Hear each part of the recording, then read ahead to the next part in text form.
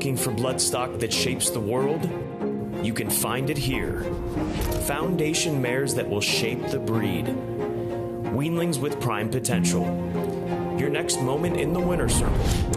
It's all waiting for you here at the world's marketplace. Keeneland November Breeding Stock Sale, where the future is found. Beginning Tuesday, November 5th.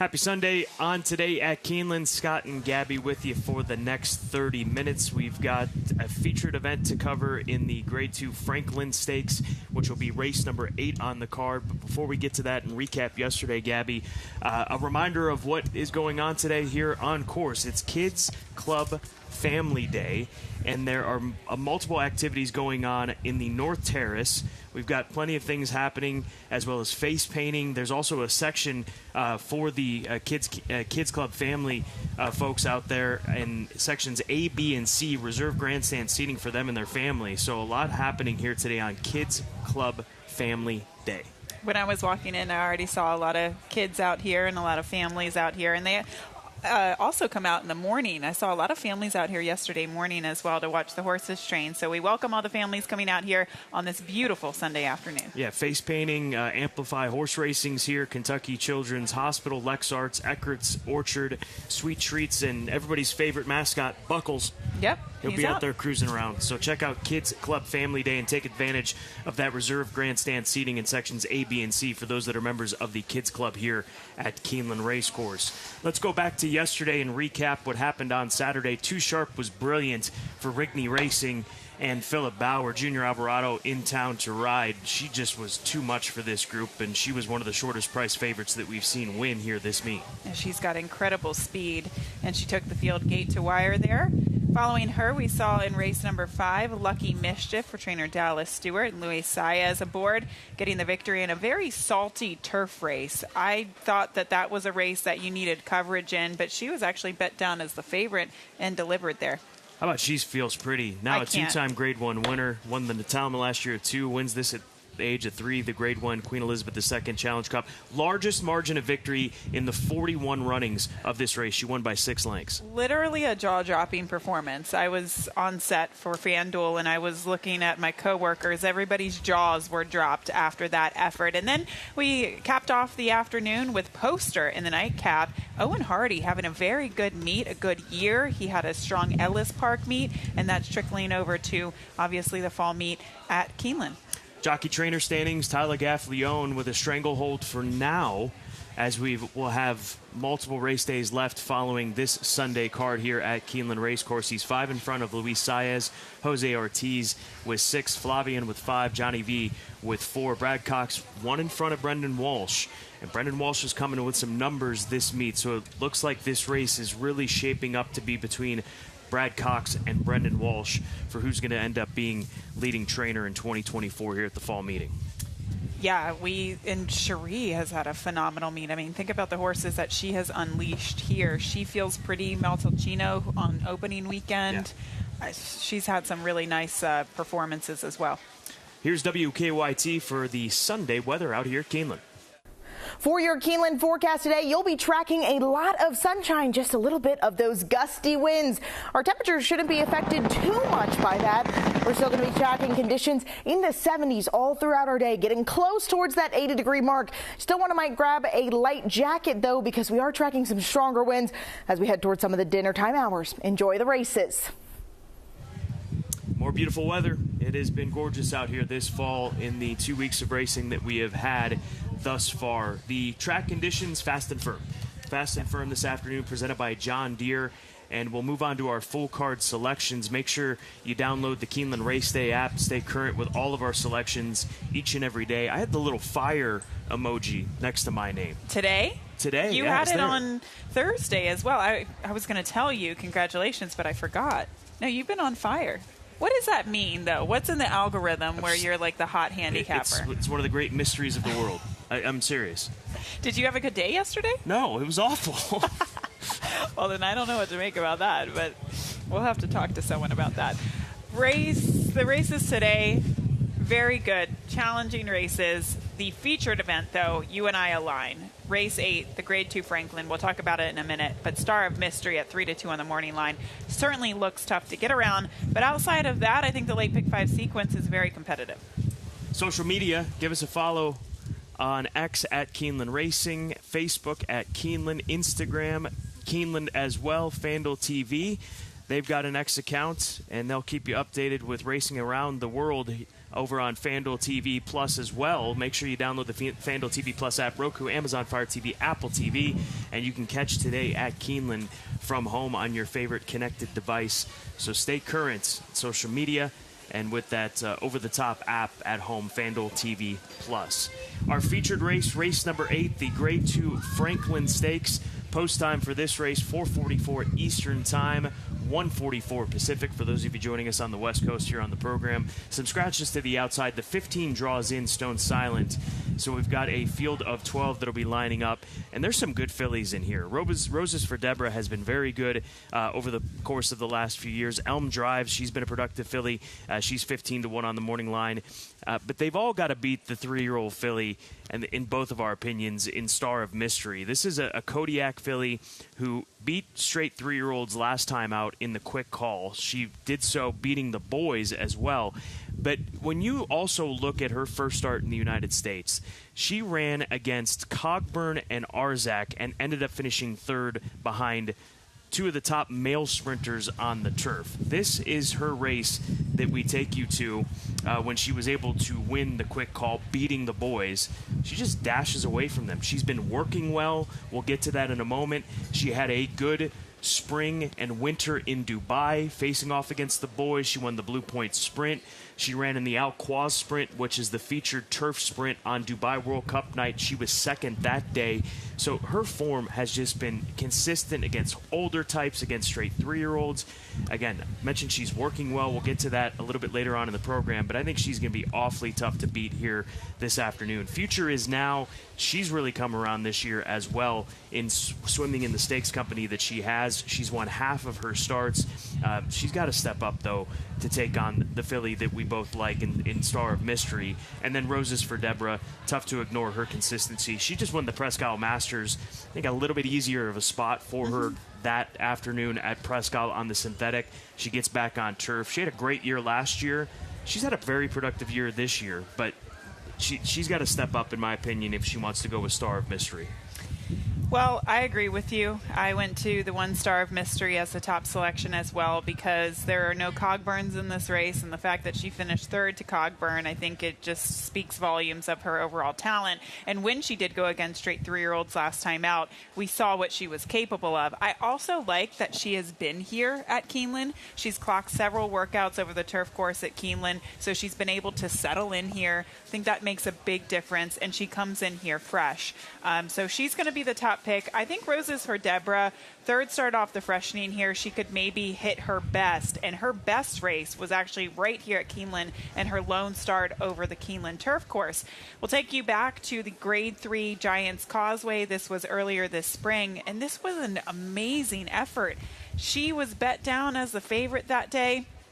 Now, this race is against fillies, but 3 and up, and she managed to beat them. Obviously, she's a 5-year-old mare. She is capable of some really big efforts. Obviously, in the Giants Causeway, that was one of her better races on form. Also in the Smart and Fancy last summer at Saratoga. She has been capable of, getting above 100 by her speed figure, and if that's the case, and the favorite doesn't deliver her A game, she could be just as good as the favorite if she doesn't deliver her A game. So Roses for Deborah is going to be the second selection in there for me. And then Don't Look Back at All, I think, is an improving 4-year-old filly for Christophe Clement. They've started to kind of dip their toe into graded stakes company with her in the past couple of starts. She lost a AG Bullet last time out at Kentucky Downs. I thought she lost nothing in defeat, and she is just an improving filly. I do have one quick question for you, though, Scott, with regard to Star of Mystery's form. So she has faced Frost at Dawn twice. Once she beat her, once she actually lost to her. She finished second. Why do you think there's such a big discrepancy in class between these two fillies, considering on one day Frost at Dawn actually did beat her in Maidan? It's a fair point. And maybe there isn't that big of a gap, because also you've got to consider what Frost at Dawn, the number 7, where she went from Dubai. She didn't show up in the Al Quoz, right? Yeah. She ran 10th in that field of 12. Then she runs in the Group 1 Coolmore Nunthorpe Stakes.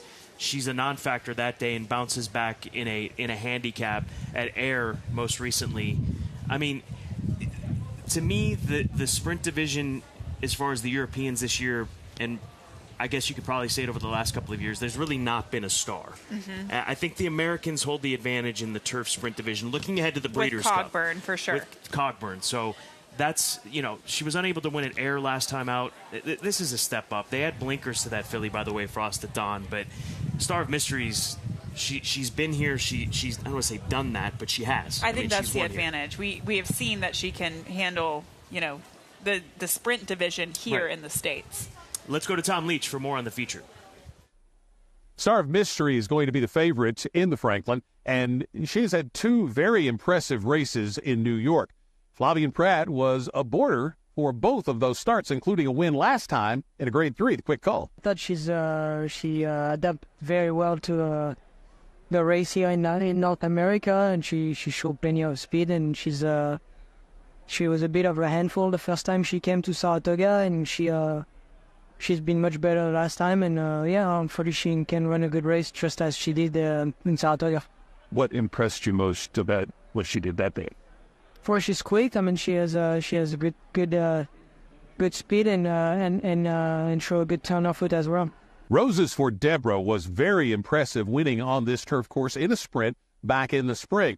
She followed that with 2 losses, which have been a rarity on her record. But last time out, she got up in the final strides to win the Grade 2 Presque Isle Masters. And jockey Arad Ortiz, her regular rider, felt something that he maybe hadn't felt in a while. That was impressive last time. The way she kicked home, I was so nice. No time I don't feel a kick from her like that one, like that day. And hopefully she's back in form and she can do everything she used to do years ago. So, what impressed you most about that race on this turf course back in the spring? I mean, the way she beat those kind of horses that day. That was some nice feelings on that race, and she keep going home. Last April when I hit, I remember she pre-break, and that was nice. I mean, so I think she liked this start, so hopefully we check with her. As we mentioned, Roses for Deborah has won on this turf course. Only 2 other horses in the race can say that. Both are long shots. Bling, an awesome treat.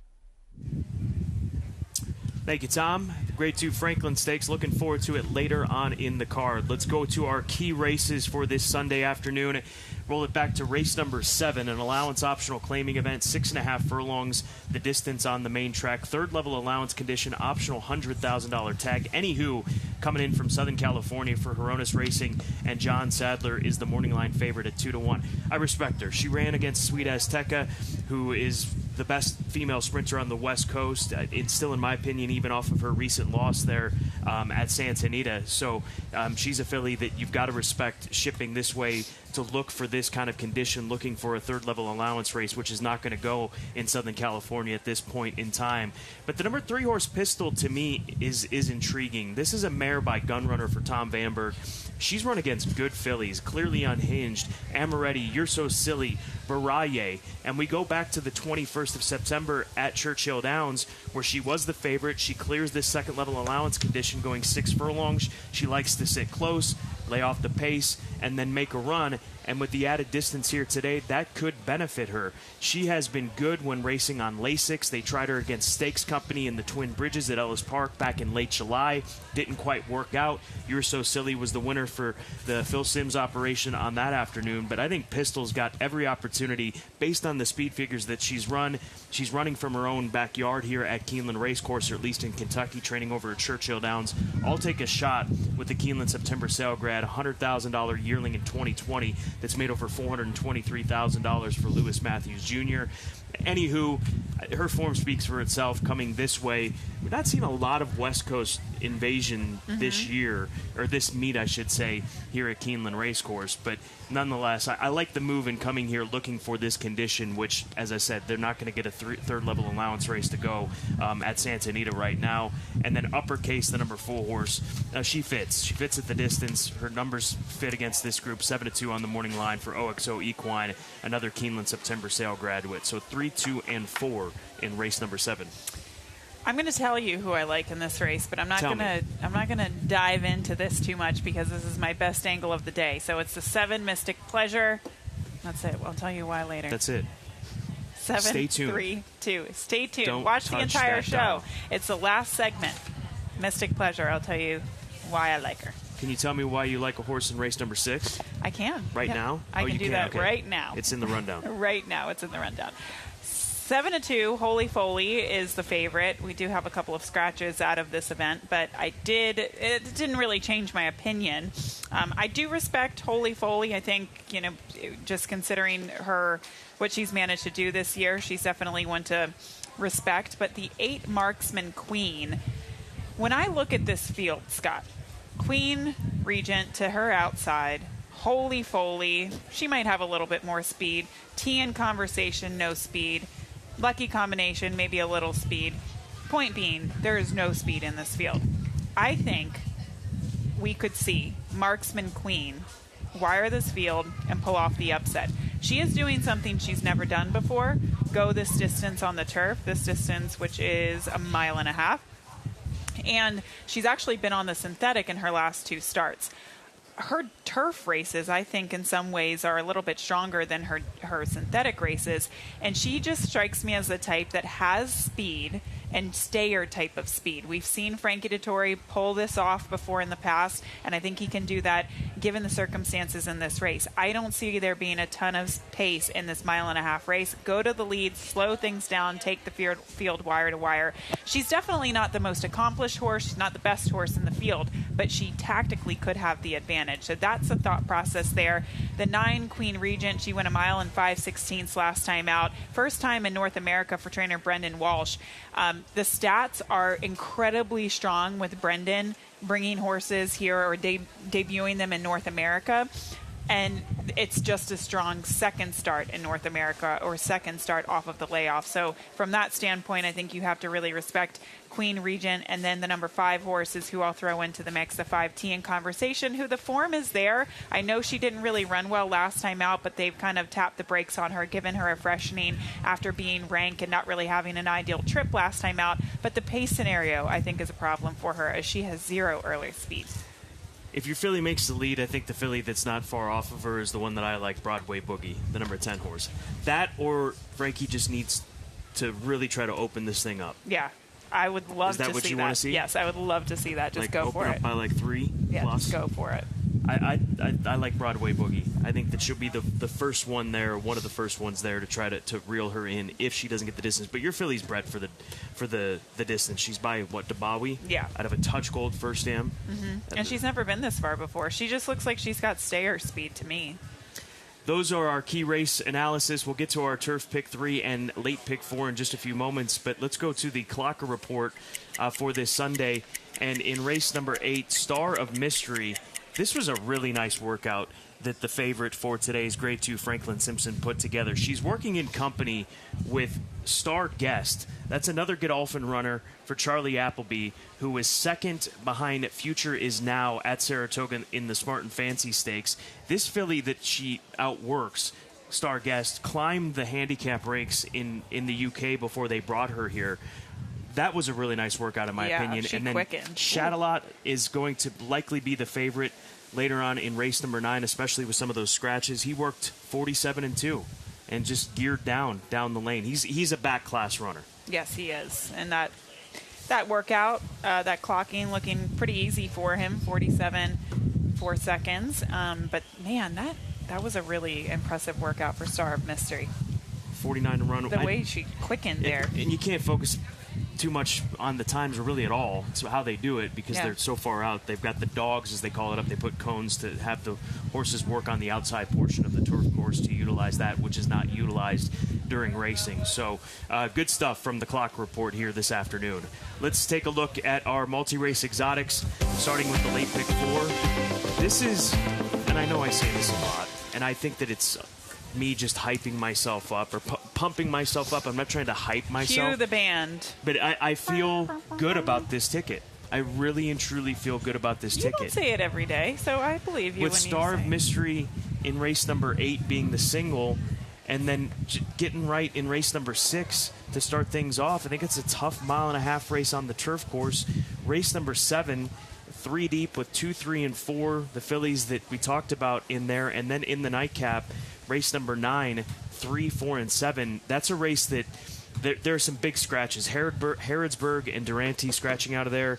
I think the race goes through 3, 4, and 7. I would be really surprised if I don't hit this ticket today. Oh, really I'm serious. surprised. I mean, it goes, and that's putting a lot of pressure on Star of Mystery in a feature where she's running against some very good fillies. But if she shows up today, we're in good shape. I feel like my brain's not really functioning that well this morning, but I feel like there's a side wager brewing here with this because you're so confident. But let me think on that. I'm going to take us to the Turf Pick 3.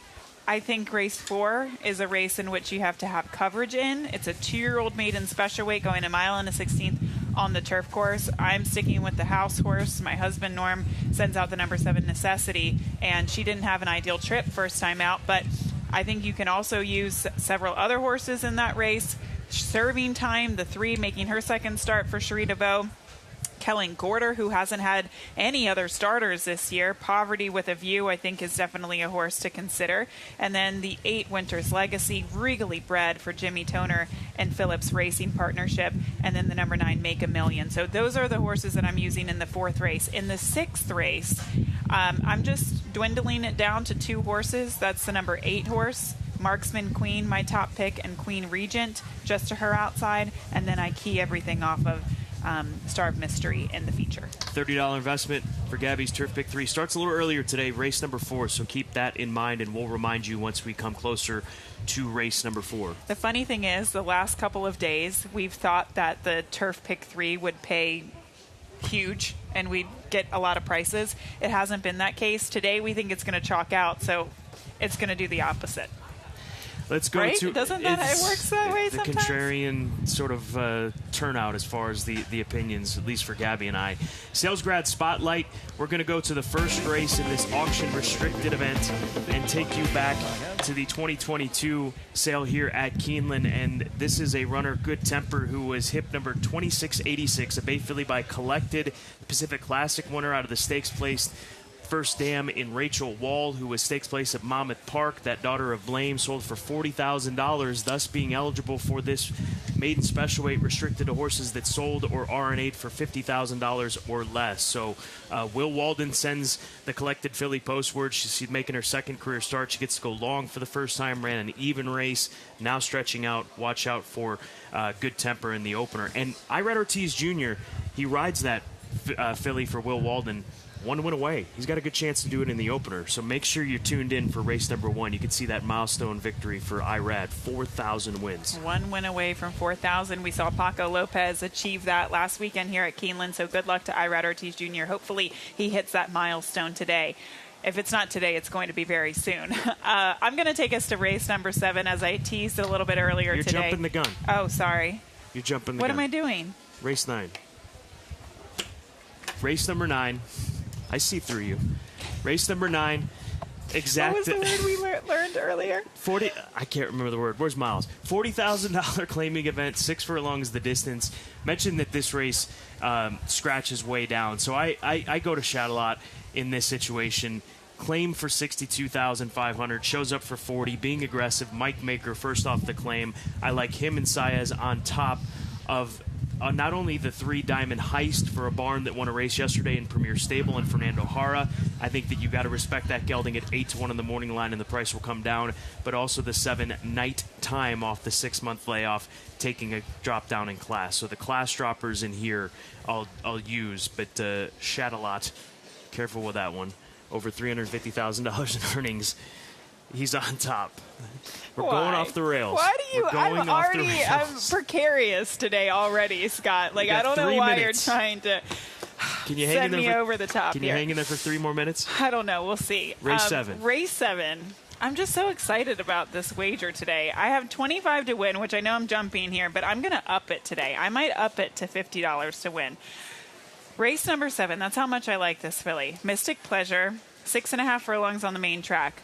This is her win at Ellis Park on the 7th of July. And mind you, the trend of the main track, especially in the beginning of July, was that you needed to be forwardly placed. This filly sat off the pace, closed, beat this field by 2 1/4. She beat Uppercase in that field, who she's going to face again today. Uppercase came out of that race to win by 5 lengths and then finished second to Speedy Traveler. So that just shows you that if this filly managed to beat Uppercase by a couple of lengths, and then we saw the form that Uppercase was capable of outside of the race, I think she dominated in that race.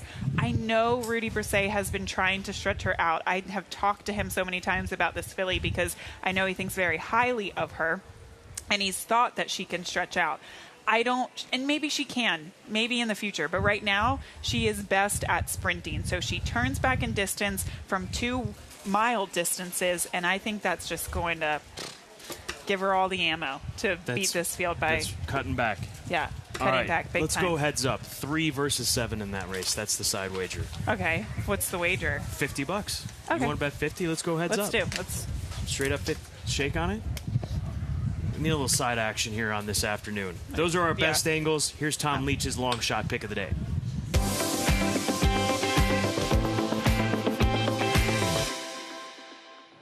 Long shot play is going to be early on the card in race 2, Candy Maker. Candy Maker won first time out, so that suggests there's some degree of talent there.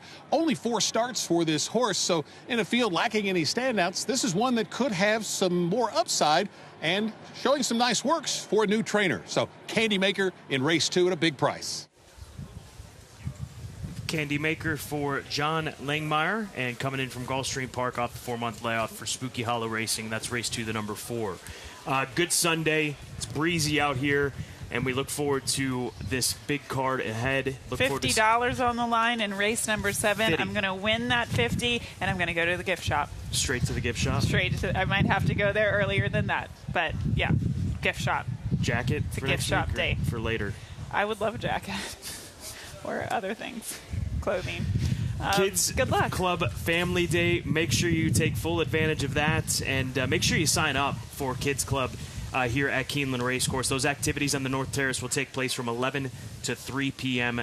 Eastern Time. For Gabby, I'm Scott. Enjoy today, Keeneland.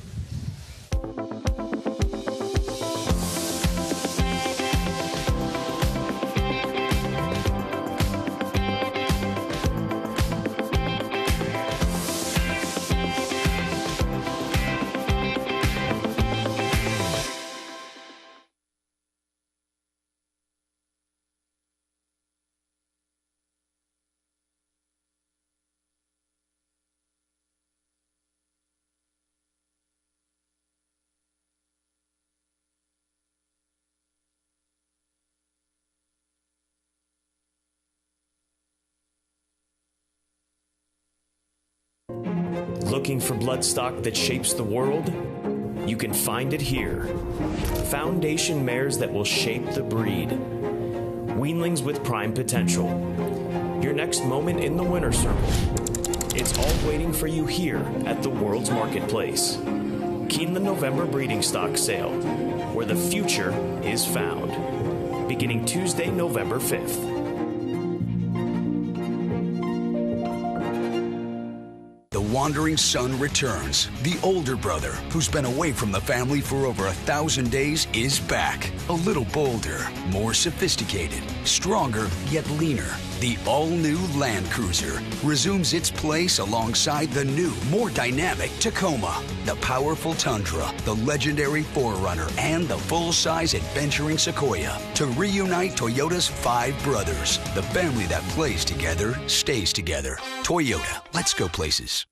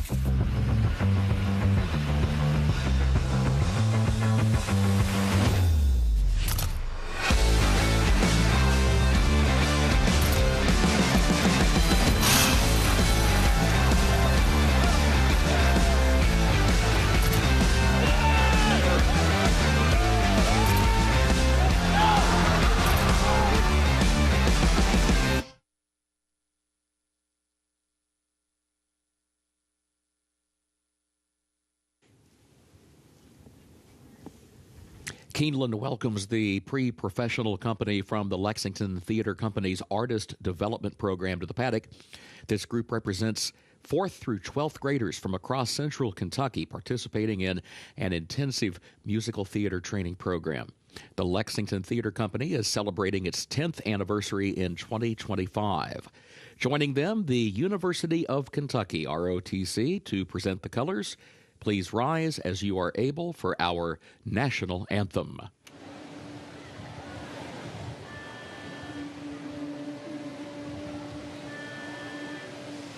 Oh, say, can you see by the dawn's early light what so proudly we hailed at the twilight's last gleaming, whose bright stripes and bright stars through the perilous fight o'er the ramparts we watched were so gallantly streaming, and the rocket's red glare, the bombs bursting in air, gave proof through the night that our flag was still there. Oh, say, does that star-spangled banner yet wave o'er the land of the free and the home of the brave?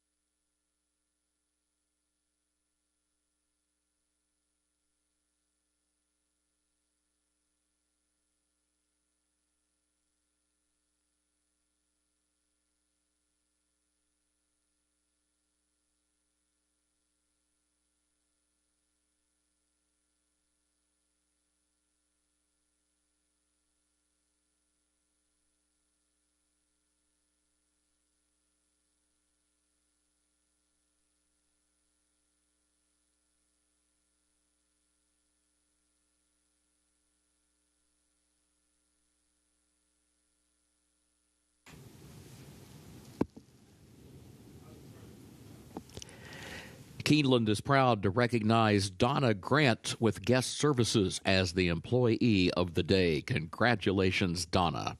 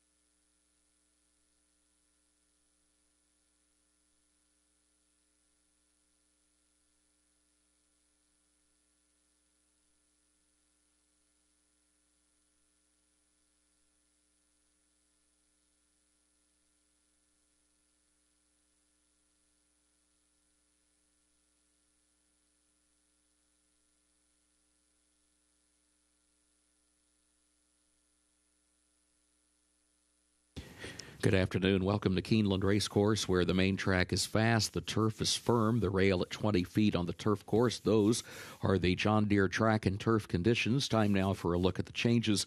First race is where the first of the day's rolling doubles and pick threes begin. It's also the start of the early pick five, no carryover. In that first race, scratch the 4, Royale with Cheese. Scratch number 4, Royale with Cheese. Second race, start of the early pick 4. The jockey for number 8, Quarryman, Christian Torres. That's the second race, number 8, Quarryman, the jockey, Christian Torres. Third race, scratch number 3, Speedy Traveler. That's the third race, scratch number 3, Speedy Traveler. No trifecta on that third race. Fourth race, start of the pick 6, no carryover. Also start of the Keeneland Turf pick 3, made up of races 4, 6, and 8. In that fourth race, take out the also eligibles 13 through 16. They did not draw into the race. Race 5, start of the late pick 5, no carryover. Scratch the 1, Boogie Bodie. Scratch the 8, Stir to Pot. Scratch 13, Burning Leaves. That's in race 5. Scratch number 1, Boogie Bodie. Scratch number 8, Stir to Pot. And scratch number 13, Burning Leaves. Overweight, the 2, Right Tone, jockey 1 pound over. That's the 2, Right Tone, jockey 1 pound over. Race 6, start of the late pick 4. Scratch number 4, Best Performer. And scratch number 6, Maria's Revenge. That's in the 6th race. Scratch number 4, Best Performer, and scratch number 6, Maria's Revenge. 7th race, no changes. Featured 8th race, the Franklin Stakes Grade 2. In that 8th race, scratch number 12, Bling. Scratch number 13, BG Warrior. Scratch the 14, Beauty of the Sea. And scratch the 16, Twirling Queen. That's in the featured 8th race. Scratch 12, Bling. Also scratch 13, BG Warrior. Scratch 14, Beauty of the Sea. And scratch 16, Twirling Queen. Please note the 15, Stone Silent, draws into the race. 15, Stone Silent, draws into the race. Junior Alvarado as programmed. One other note about race 8, change of equipment for the 7, Frost at Dawn, blinkers on. Again, that's in the featured 8th race. Change of equipment, 7, Frost at Dawn, blinkers on. 9th and final race, no carryover for the Toyota Super High 5. Scratch the 1, Durante. Scratch the 2, Harrodsburg. Scratch number 5, Love the Nest. And scratch number 8, GT 500. That's the 9th and final race. Scratch number 1, Durante. Scratch the 2, Harrodsburg. Scratch number 5, Love the Nest. And scratch number 8, GT 500. Time now to check in with Scott Hazelton and Gabby Gaudette. Happy Sunday here at Keeneland Racecourse. 9 races ahead, a lot of activities. Gabby, we've got the featured event, the Grade 2 Franklin Stakes for the female sprinters on the turf course. It's Kids Club Family Day. Beautiful weather once again. But looking at the feature, a great cast of filly sprinters on the turf course here in race number 8. Yeah, absolutely. Big welcome to all those families coming out and celebrating the Kids Club Family Day. A lot of activities for the kids as well. And as the parents are out here, a lot of wagers that they can make as well. Race number 8, I think the story really begins with Star of Mystery coming in here for Charlie Appleby. She's actually been here, and she's trained at Keeneland, which I think is helpful. And how could you not love her last race, posting a 107 by her speed figure for that win last time out? She's run 6 times this year between Dubai and here in the United States. She's faced the boys every step of the way. She moves into the female division here this afternoon in the Grade 2 featured Franklin Stakes. Enjoy another gorgeous afternoon of weather and, most importantly, racing here at Keeneland Racecourse.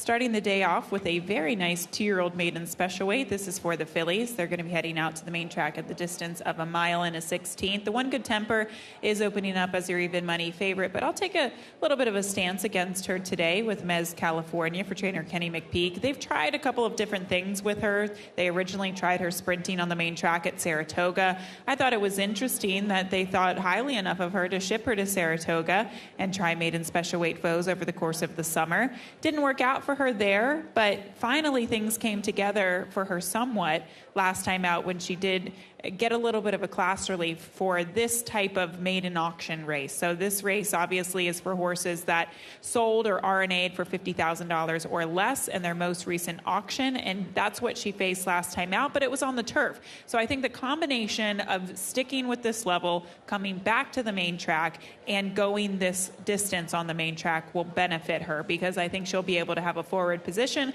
and sometimes you want to have a forward position given the 1.16 first wire finish configuration at Keeneland. She's going to be the top pick at 5-1, but the One Good Temper, all the money's coming in on this filly. She's even money right now for trainer Will Walden. I think she'll be able to have a little bit more speed today, not only because she gets added distance, but also because she did not have a good beginning last time out. And when you don't get off very well first time out, you know, you're really taken out of your preferred running style, in my opinion. I also think that they probably just wanted to get her long on the main track as well. She's a filly by Collected. She's out of Rachel Wall, who was a allowance stakes place type of runner, albeit on the turf. But she's certainly bred to handle to get more distance. I just can't take this price on any horse in a 2-year-old maiden race because there's this unknown element. You just don't know what they're capable of. We don't know that she's going to like 2 turns. So I'm going to go elsewhere, trying to find a little bit more value. The 6 Spun Up, second-time starter for Brett Calhoun. Now, there were 2 horses in the paddock that were acting up. I believe at one point she was one of them. The 7 was another one of them. But it seems like they've at least settled right now. They brought this filly into the saddling stall here, maybe to get her away from some of the other competitors, to get her to settle. But she is a filly by Hard Spun, flatter on the bottom side as well. I don't know that she will love the main track. Maybe she's a filly that will probably like the turf down the road, but I do think that she will like the 2-turn distance. She was slow out of the gate. She did save ground on the rail throughout in that Horseshoe Indianapolis race, but the slow gate break, I do think, cost her early position. Despite that, she saved ground and she kind of picked up the pieces late. To me, she ran like a horse that isn't necessarily a 5-furlong sprinter. And as I say that, I still hear this reaction from the crowd. It's the 7 horse. The 7 Blame the Banker is not having a good time in the paddock. So we'll take a closer look at some of these 2-year-olds and pay attention to how they're looking, but more importantly, how they're acting. If you do like the 7 at 12-1, she is bucking and kicking and rearing up a little bit in the paddock, so hopefully she can settle here before we get underway. But we'll take a closer look at this field as they come trackside and report back in just a few moments. Of course, this race does kick off that early pick 5 wagering, 1.16 miles on the main track.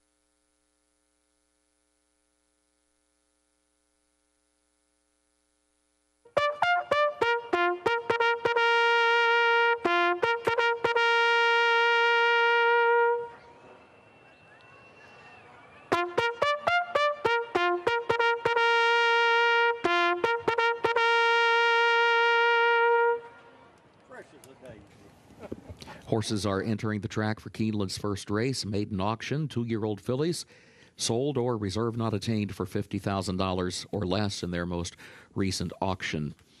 Mile and a 16th over the fast main track, so the race will finish in the short stretch of the first wire. Scratch the 4. Royale with Cheese, number 4, is scratched. Double pick 3, and also started the early pick 5. No carryover. Fast track firm turf today. Rail at 20 feet on the turf course. Post time in 7 minutes.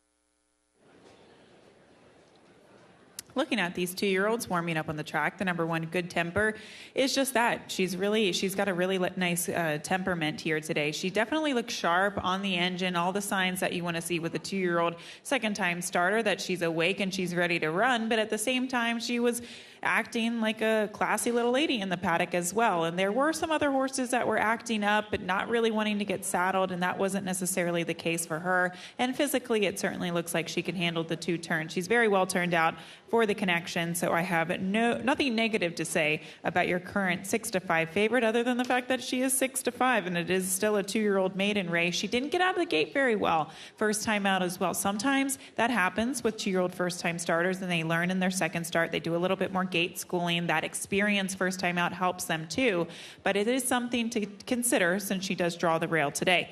The number 10 horse, Fearless Lady, I thought looked awesome today. Now, she wasn't bet at all in her debut. She was just shy of 40-1 in that race, but she clearly looks like she is a 2-turn horse. She's built physically to handle it, and she also looks very fit in here. There are some other horses in here that kind of look like they were still maintaining their kind of baby fat, or horses that might benefit maybe from a start or two. But I do think that although she didn't really run that well first time out, she benefited from that first race from a fitness standpoint. So she looks fit coming into today, and she gets Tyler Gaffleone in the saddle. And then finally, I'll throw in a big long shot, because crazy things can happen in these 2-year-old races.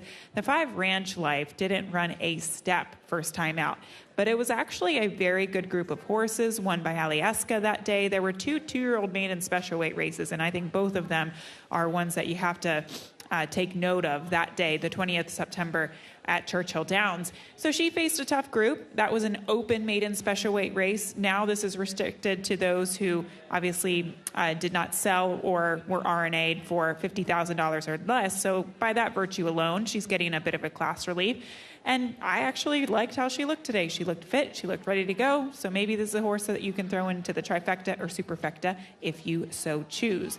Speaking of wagering, this race also does kick off that early pick 5 sequence. We're 4 minutes out from today's opener. Good luck.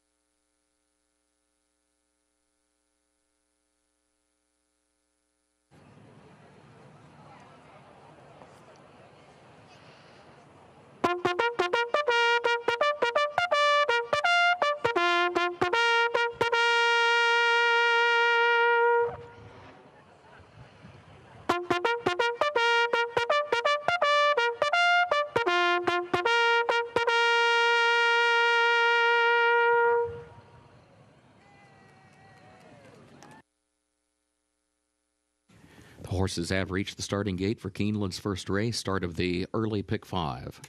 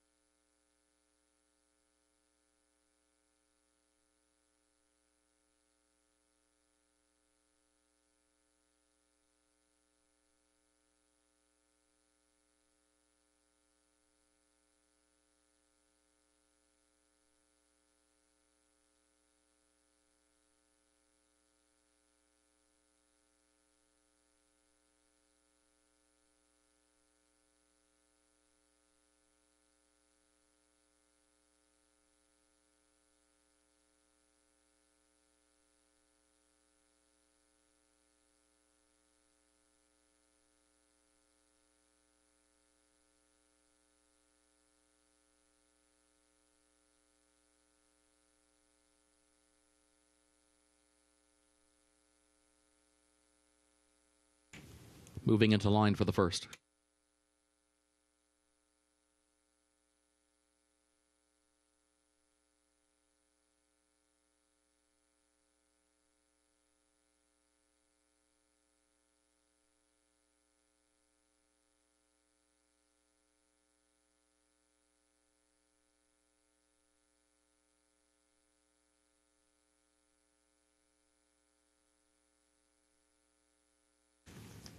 Blue Dazzler comes forward. Blame the Banker, along with Ranch Life.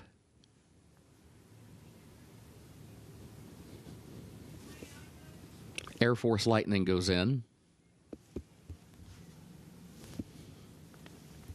Here's Queen in the Deck. Fearless Lady will be the last one. Comes forward.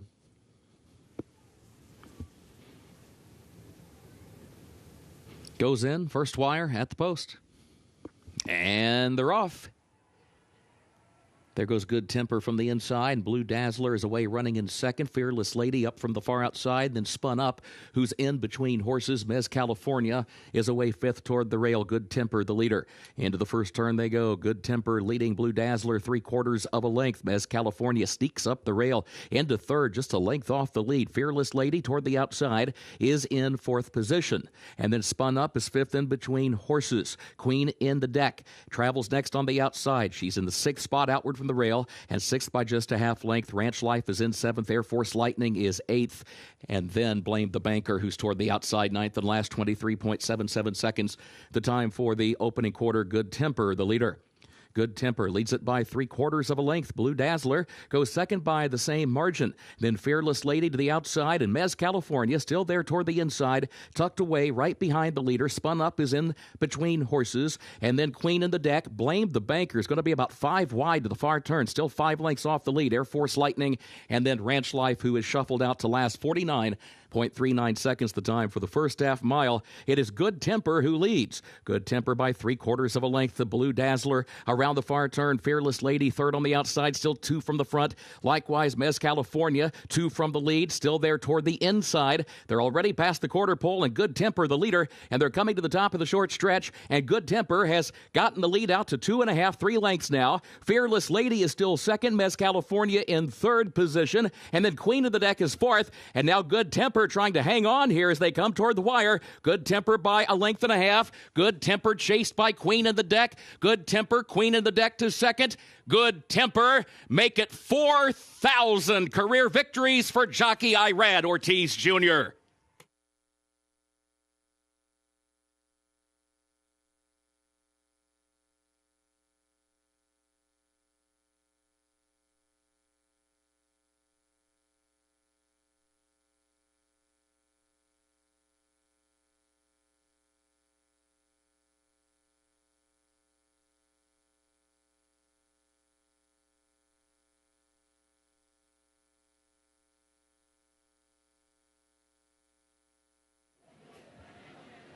You could see Irad Ortiz Jr. doing the sign of the cross on the gallop out here, achieving this major milestone, 4,000 victories for Irad Ortiz Jr. And just considering the amount of time that it took to get this 4,000 wins, it hasn't been that long. And all of the races that he has won in terms of the graded stakes races across the country. Congratulations to Irad Ortiz Jr. for this huge milestone. And the number 1, Good Temper, taking the field gate to wire for trainer Will Walden.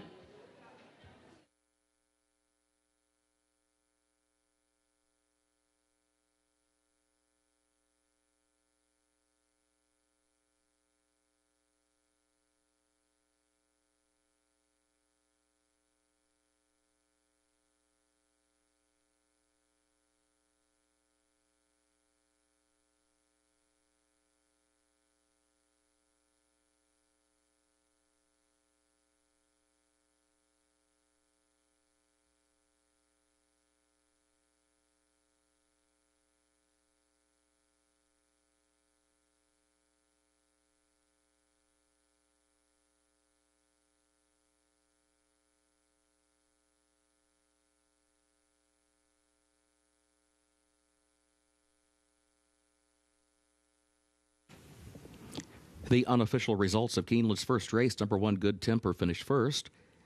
Number 9, Queen in the Deck, second. Number 10, Fearless Lady, third. Number 2, Miss California, fourth. 1-9-10-2 unofficial.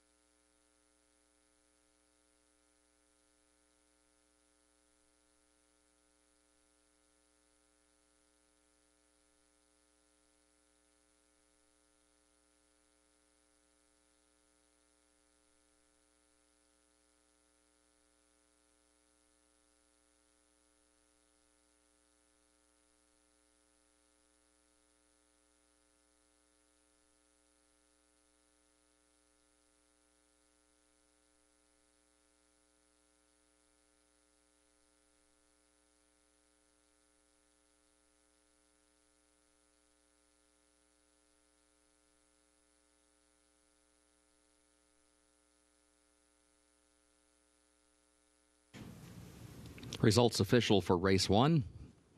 1-9-10-2, the official results. Into the winner's circle for Keeneland's first race. The official winner, number 1, Good Temper, owned by Mark Stanley, trained by Will Walden. Career win number 4,000 for Irad Ortiz Jr. Good Temper, a 2-year-old filly by Collected, out of Rachel Wall by Blame, bred in Kentucky by Brereton Jones. Mile and a 16th over the main track. Listed fast, 1 minute 47.95 seconds.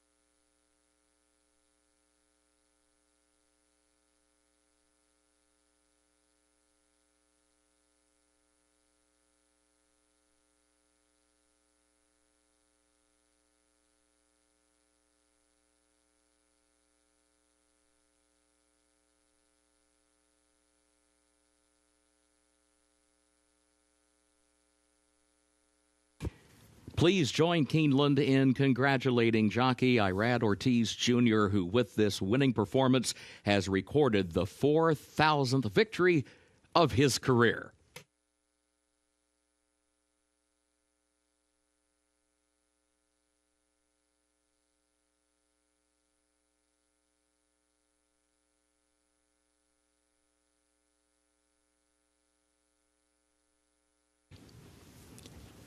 Keeneland's second race upcoming, doubled in pick 3 wagering, start of the early pick 4. Fast track firm turf today, rail at 20 feet on the turf course. In race 2, jockey for the 8 Quarrymen, Christian Torres.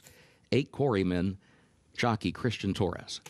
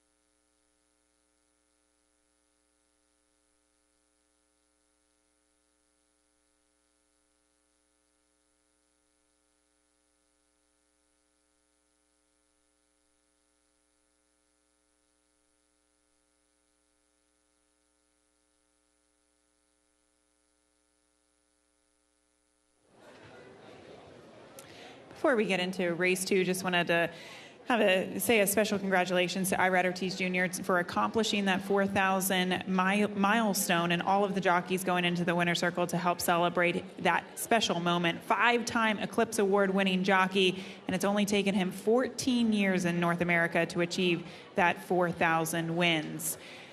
Can't wait to see what he's capable of moving forward. Congratulations to Irad. As we turn our attention to the second race on today's card, 16 minutes away for this Pick 4 sequence. 6 furlongs on the main track, $20,000 claiming event for horses who have never won 2 races in their career.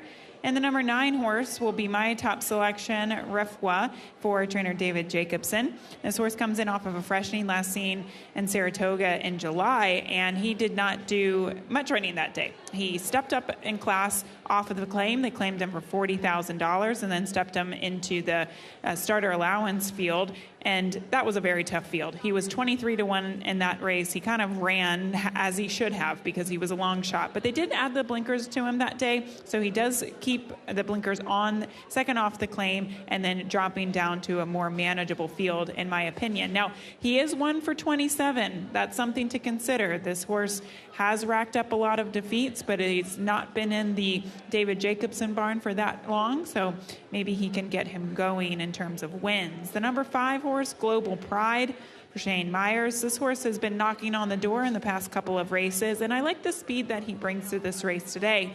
On top of that, he gets Tyler Gaffalione, who we know is an aggressive rider, really good gate rider too, so I think he's going to put this horse in a position to succeed. He's another one that's suffered some really close defeats as of late. He did break his maiden back in late April of this year, and he was the beaten favorite last time out. But I do think that the key is for him to not necessarily be on the lead, but be forwardly placed, maybe sit that nice stalking trip and go on from there. There's not much separating any of these runners, so I think you really have to consider the odds and who's offering the most value in here. The number 3, Earl of Dassel, is the third selection for me. This horse doesn't have much speed. That's my only concern.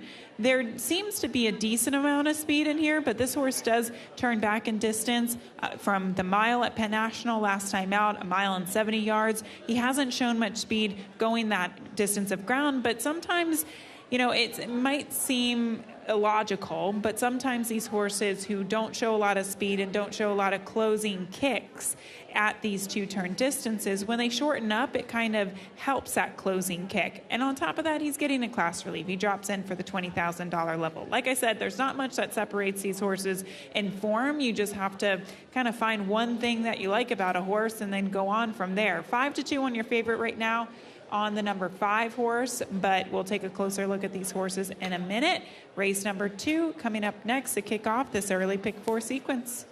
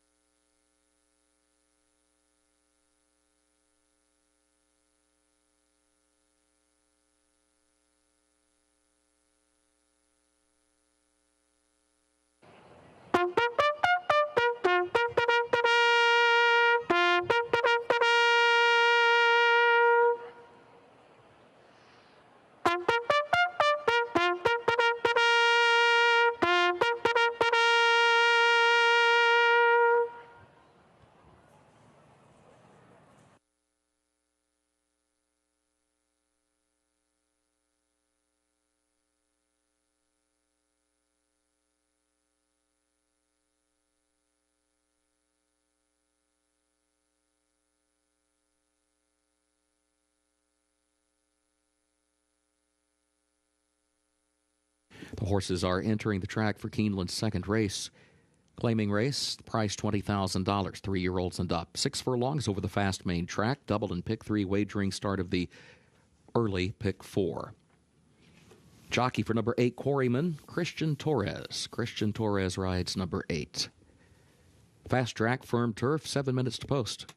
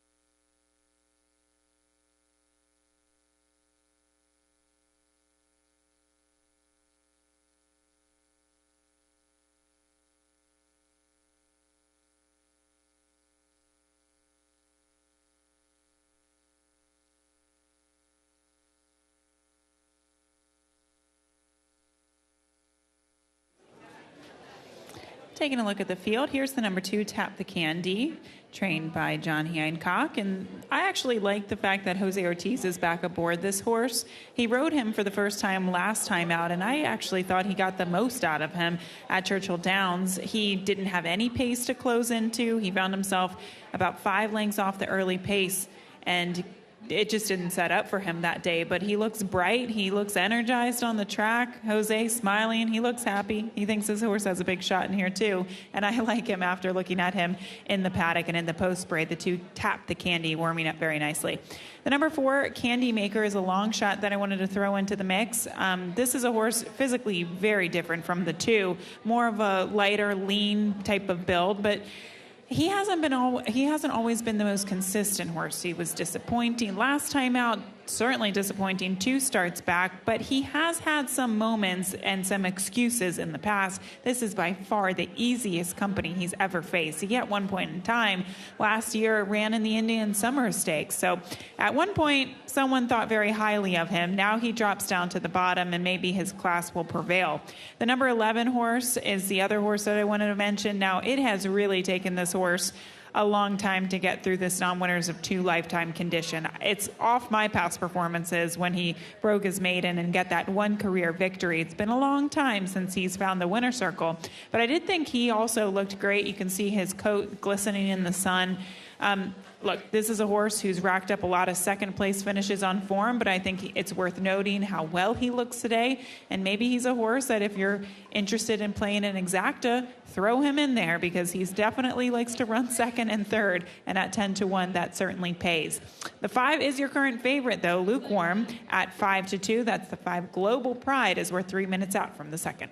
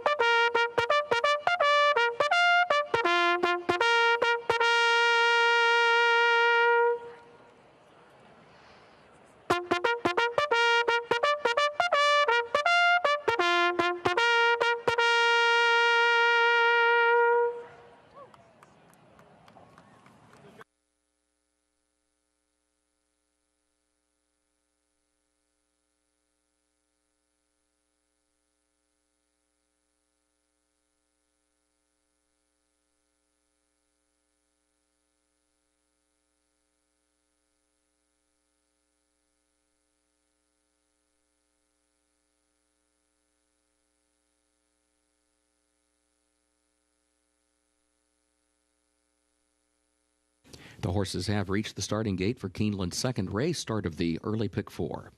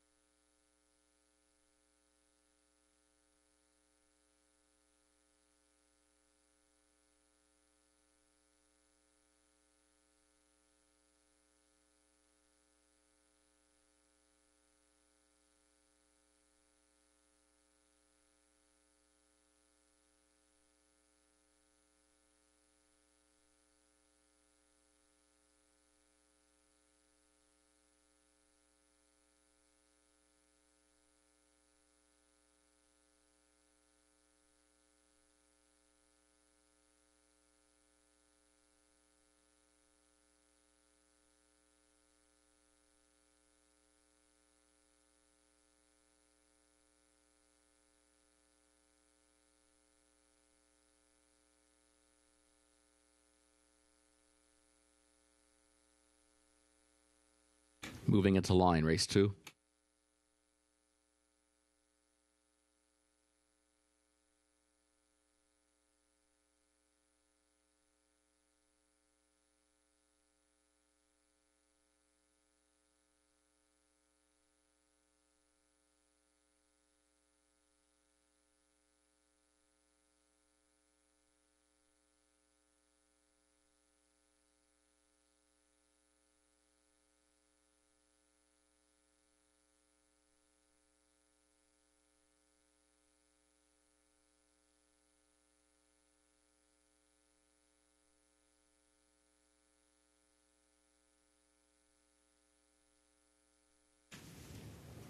Candy Maker comes forward along with Tismark Spirit. Here's Global Pride.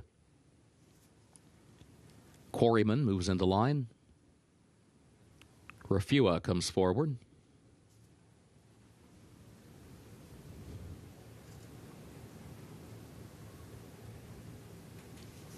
Now Cloud Without Rain.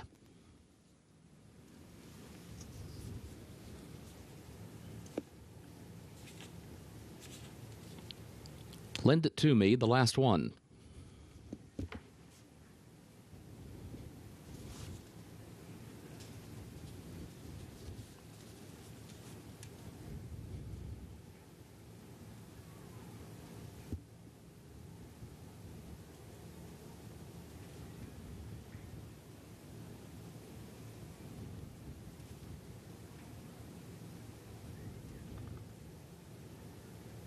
Last one goes in. They're at the post. And they're off. Cloud Without Rain is quick into stride. Here's Untroubled. Untroubled moves up to press the issue from second. Lend It To Me far outside in third. And there goes Candy Maker. Candy Maker kicks in fourth to third, now up to challenge the leaders. Further back, Global Pride gets over to the rail in fifth, 3 lengths off the lead, joined by Refua, who is sixth up on the outside. Tismark Spirit is in seventh. Quarryman is eighth. Tap the Candy is ninth. Earl of Dassel is a wide 10th. And Headline Report drops out to the back, 11th and last, 22.86 seconds the time for the opening quarter. Lend It To Me has the lead. And Untroubled is there in second. A length separates the top two off the far turn. Refua is third, has to go toward the outside. 3 lengths from the front. Cloud Without Rain is in fourth as they roll off the far turn. Quarryman fifth on the grandstand side. Now fourth, still 5 from the front. Lend It To Me, the leader. And Refua is second, 2 lengths away. And Quarryman joins them in the far outside. And these 3 in the final furlong. Lend It To Me, Refua, Quarryman is there. Here's Quarryman with Refua. Refua between horses goes to the lead. Refua chased by Quarryman. Refua wins it. Quarryman second. Lend It To Me across the wire in third. And Tismark Spirit further back and forth.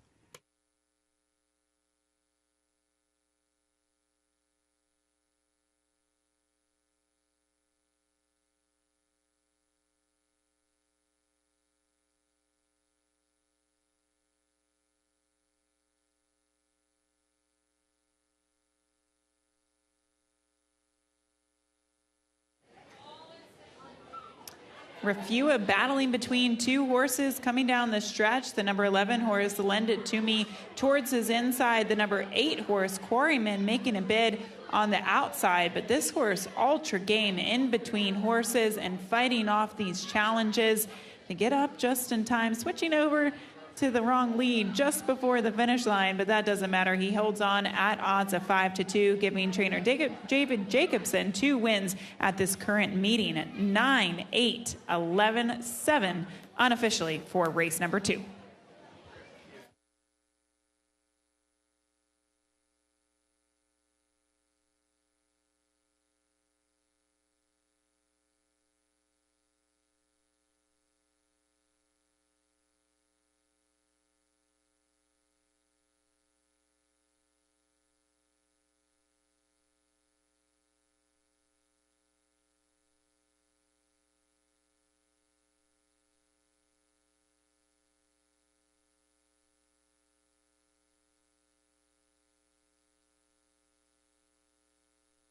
The unofficial results of Keeneland's second race: number 9, Refua, was first. Number 8, Quarryman, second. Number 11, Lend It To Me, third. Number 7, Tis Mark Spirit, fourth. 9, 8, 11, 7 unofficial.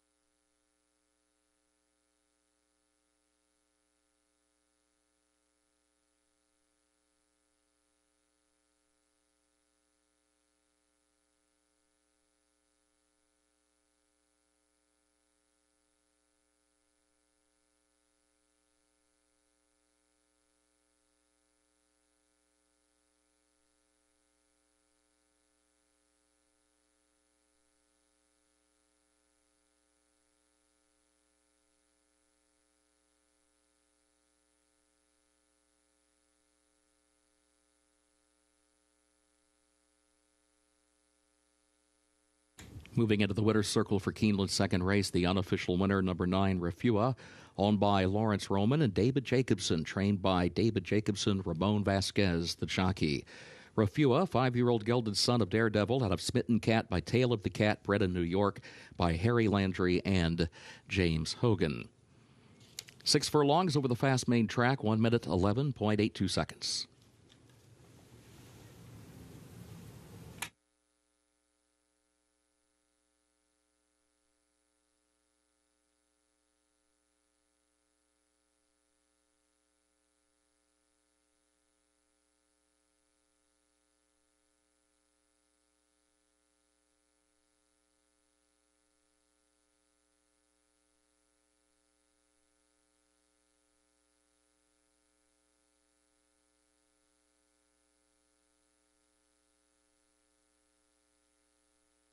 Results of race 2 official.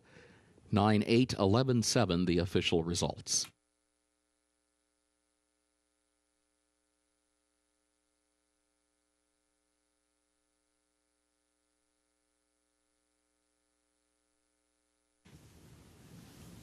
Third race upcoming, featuring double and pick 3 wagering. Scratch number 3, Speedy Traveler. Scratch number 3, Speedy Traveler. No trifecta on that third race.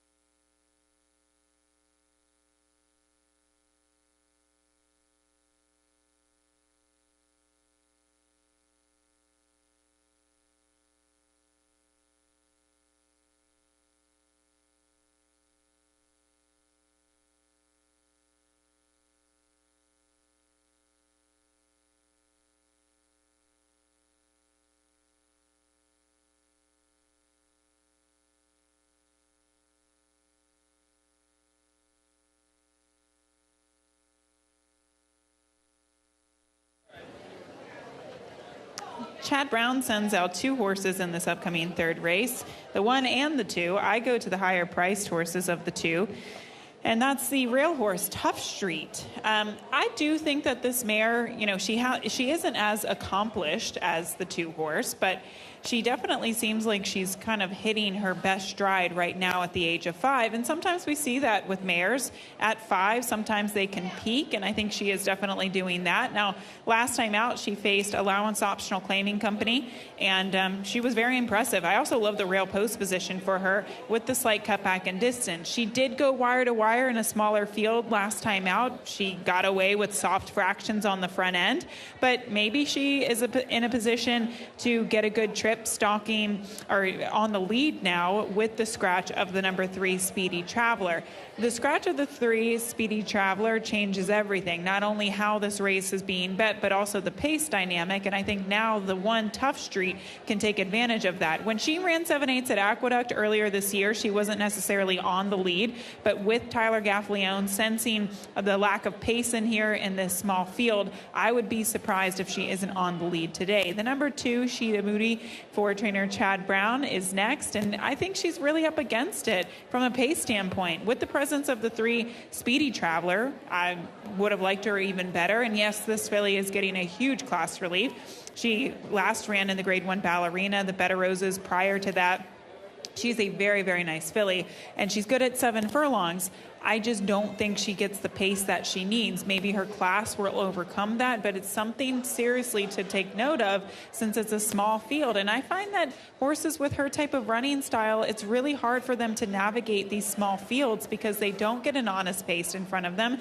And sometimes they're forced to come out of their running style. She's a horse that likes to be taken back and make that one move from off of the pace, and I don't know that she's going to afford the opportunity to do that today. Now, that said, I think one race to maybe pay attention to that could create a similar scenario today was the Grade 3 Distaff at Aqueduct on the 6th of April.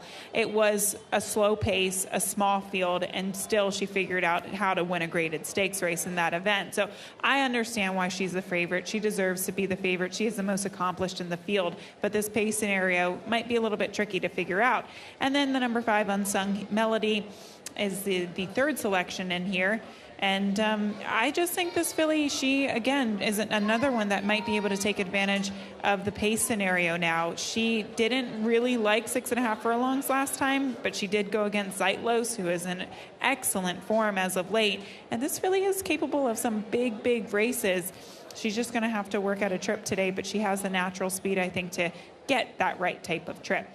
It's a competitive group. I didn't talk about the 4 Royal Spa. I could talk about the 4 Royal Spa because she's the other filly in this race, but she, again, is another one that's accomplished. I still don't think she has as much speed in this field, and she might be up against it from that standpoint alone, but she looks great. Rudolph Brisset is having a sensational Keeneland fall meet, and he and Flavien Prat have teamed up for many victories over the course of the past year. It's a small group, but a classy group for the third.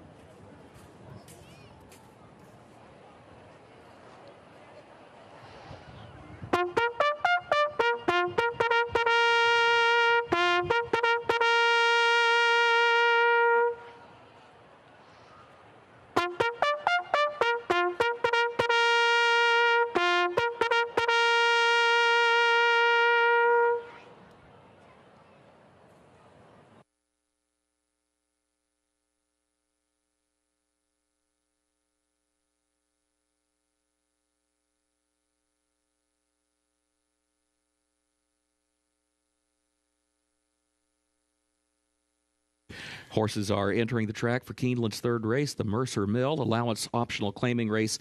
Fillies and mares age 3 and up. 175,000 claiming price, 7 furlongs over the main track listed fast. Scratch number 3, Speedy Traveler. Number 3 is scratched. As a result of that scratch, no trifecta on race 3. Double and pick 3 wagering are featured. Post time in 7 minutes.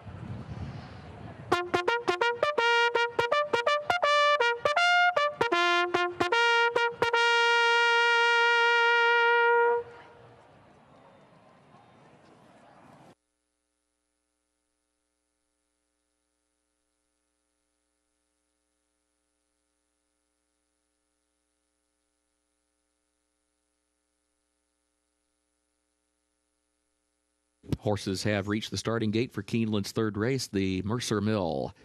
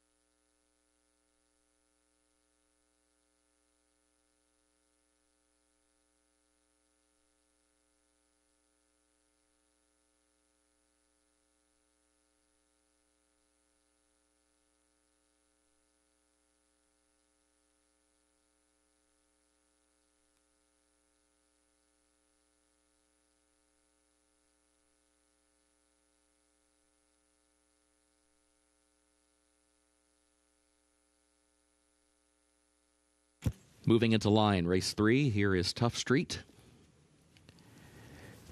Sheeta Booty comes forward. 2 more to load. Here's Royal Spa, and that will leave Unsung Melody. Comes forward now. Goes in. They are at the post. And they're off.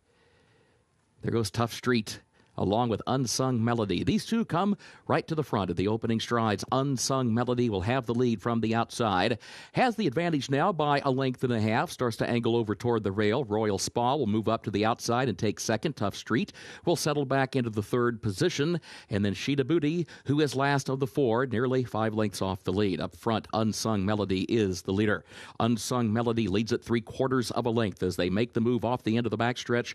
Royal Spa is second, 22.71 seconds. The time for the opening quarter. Tough Street 3 lengths off the lead in third. Then nearly 2 more back to Sheeta Booty, who is last onto the far turn. And again, the lead battle starts to tighten up as they move midway on the turn. Unsung Melody to the inside, Royal Spa to the outside, and those two separated by a half length. Here comes Tough Street now off the rail, looks to the far outside in third, and Sheeta Booty picks up the chase from the back from fourth and starts looking toward the inside. These 4 line up across the track. Sheeta Booty comes up the rail to challenge for the lead. Royal Spa, Tough Street to the far outside, and Unsung Melody is now fourth. Sheeta Booty into the final furlong has a narrow lead from Royal Spa second. Tough Street is third. Sheeta Booty in front with a 16th to go for Jose Ortiz. Sheeta Booty to win it. Sheeta Booty in front. It was Royal Spa second, Tough Street third, and Unsung Melody fourth.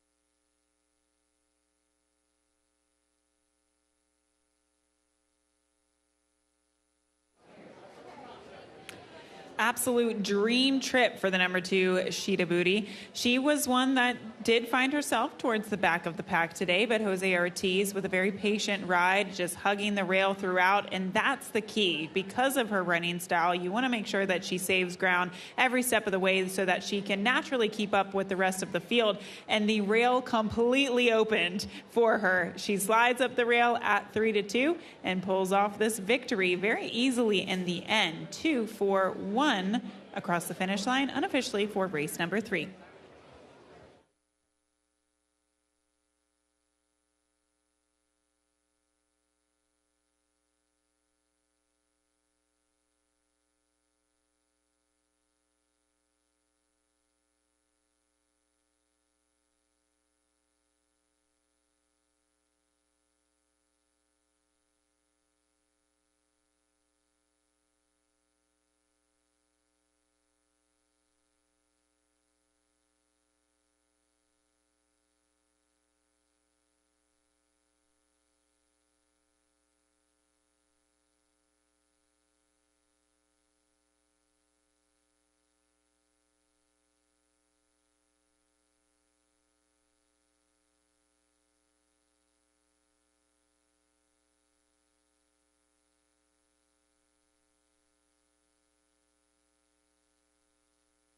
The unofficial results of Keeneland's third race: number 2, Sheeta Booty, finished first.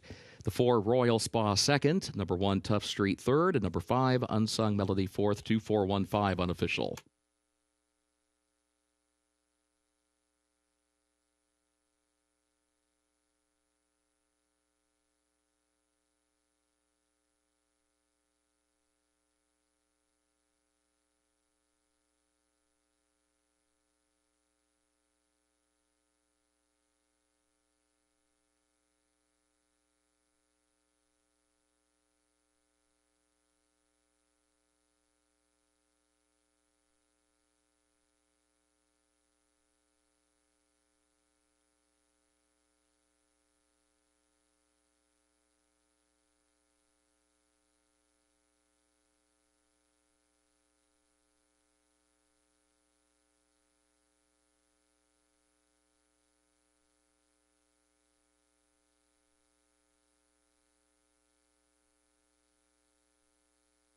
Moving into the winner's circle for Keeneland's third race, the Mercer Mill, number 2, Sheeta Booty, owned by Peter Brandt and trained by Chad Brown. Jose Ortiz, the winning jockey. Sheeta Booty, 4-year-old daughter of Practical Joke, out of AP Candy by Candy Ride, bred in Kentucky by Gabriel Dignan and Jerry Dilger. The Keeneland September graduate gets 7 furlongs over the main track, listed fast today in 1 minute 23.92 seconds.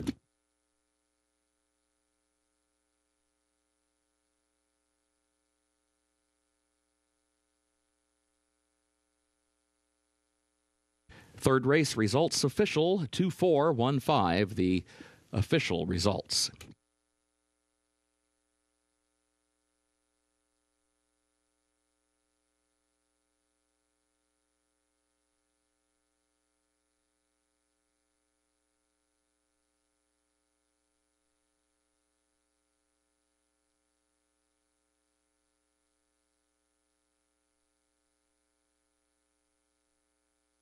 In the winner's circle, the Mercer Mill trophy presentation to the connections of Sheeta Booty.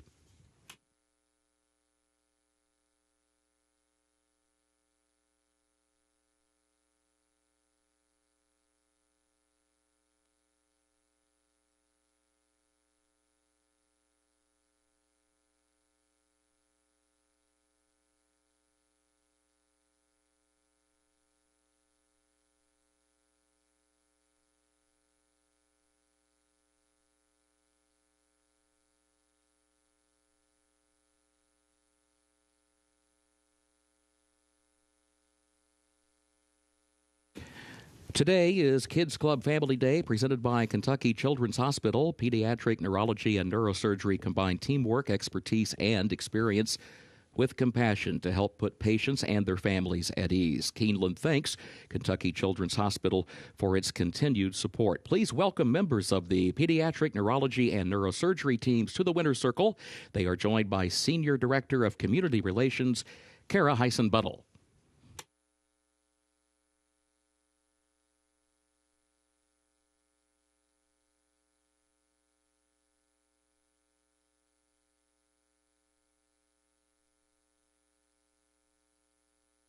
Keeneland's fourth race upcoming. The turf is listed firm, the rail at 20 feet.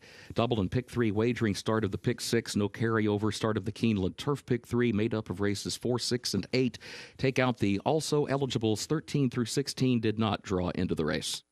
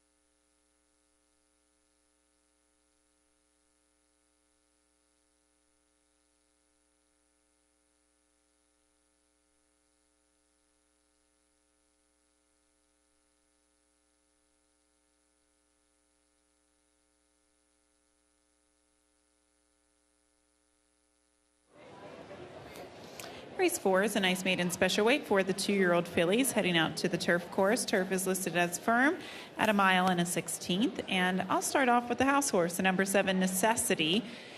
Going back to her first race at Kentucky Downs, this is a filly that actually broke well. She found herself on the lead that day, and then she was taken back off of the pace, and it was a little bit keen early. Now, the undulations of the turf course at Kentucky Downs can be a little bit tricky to navigate for any horse, let alone a 2-year-old first-time starter. So maybe that had something to do with it, but the blinkers go on, and I do believe that the plan is to be forwardly placed, be prominently placed early here.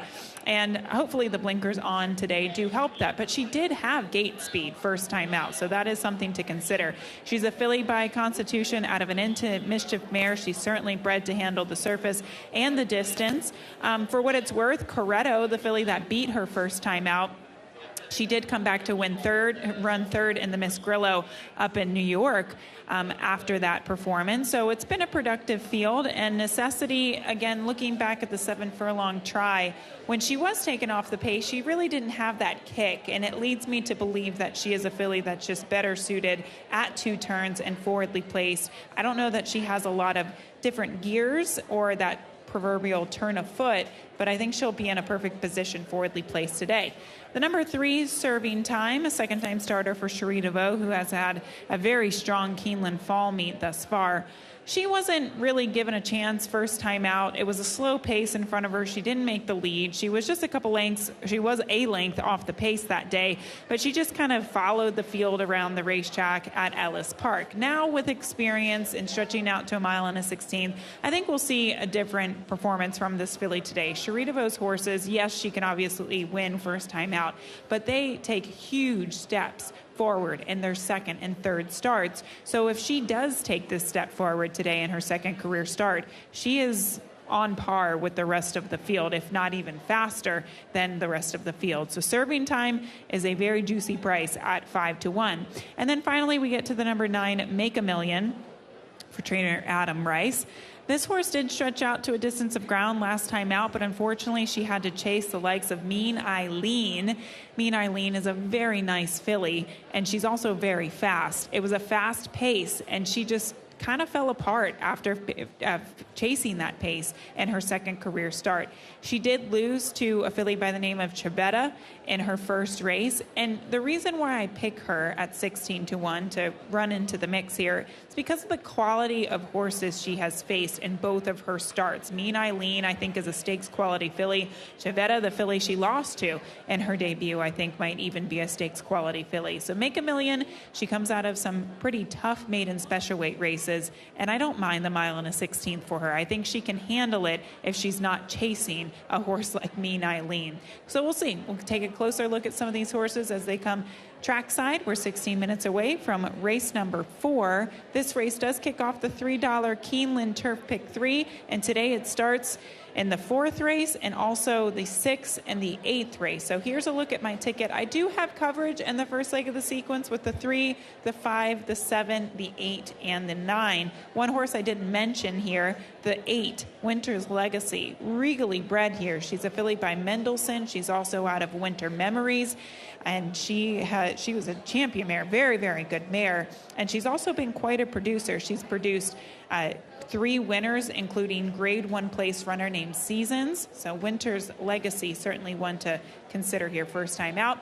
In the 6th race, I just used 2 horses. That's the 8 and the 9. Marksman Queen, I hope, can wire the field going 1.5 miles today. If she can't, I like the 9 Queen Regent, who did really well in her stateside debut for trainer Brendan Walsh at Kentucky Downs.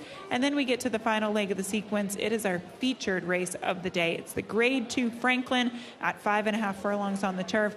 And I chalk out there. I go to the 1 Star of Mystery, who is the 3-2 favorite. So $30 for this play. Again, a $3 minimum for the Turf Pick 3. See what happens as it does kick off in 15 minutes. Best of luck if you're playing.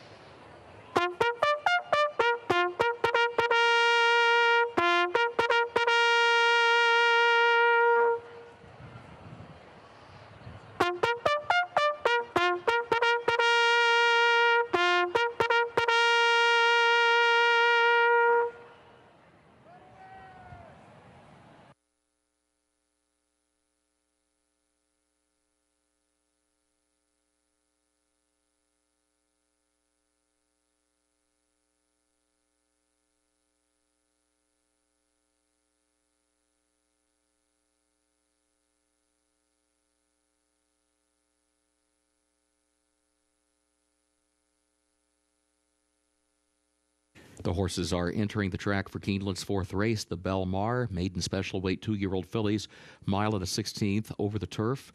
Listed firm, rail at 20 feet today. Double and pick 3 wagering. Start of the pick 6, no carryover. Start of the Keeneland Turf pick 3, made up of races 4, 6, and 8. Take out the also eligibles 13 through 16. Did not draw into the race. Post time at 7 minutes.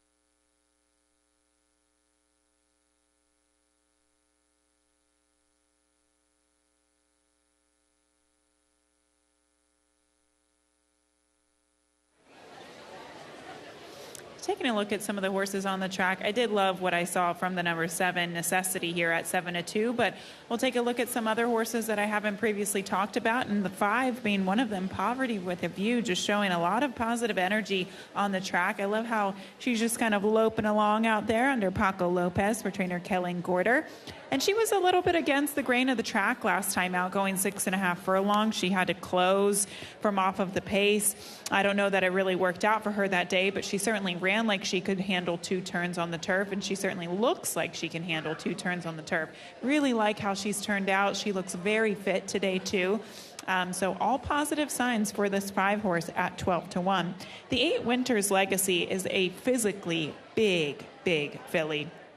She doesn't hold on to a lot of condition, which I like for in terms of her readiness to win first time out. She certainly looks fit, but she is a long-bodied filly. You can understand why she is, starting at 2 turns on the turf, not only because of her pedigree, but also because of how she's acting physically. Looks like she's kind of reacting here to the pony in the post parade, but she also looked like a very classy individual, and she should be, because she comes from a very classy bloodline as well for the Phillips Racing Partnership. See what she can do. Winter's Legacy, though, she certainly looks fit and ready to go at first asking with that wonderful pedigree.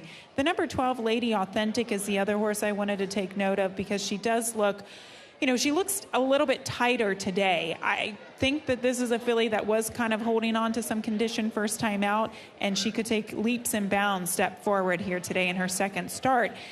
For what it's worth, her half-brother, Clever Mischief, is, or I should say 3/4 sibling, Clever Mischief, ran here on the 9th of October, so last weekend at Keeneland, and that was the horse that finished second to the ultra impressive Green Light that day.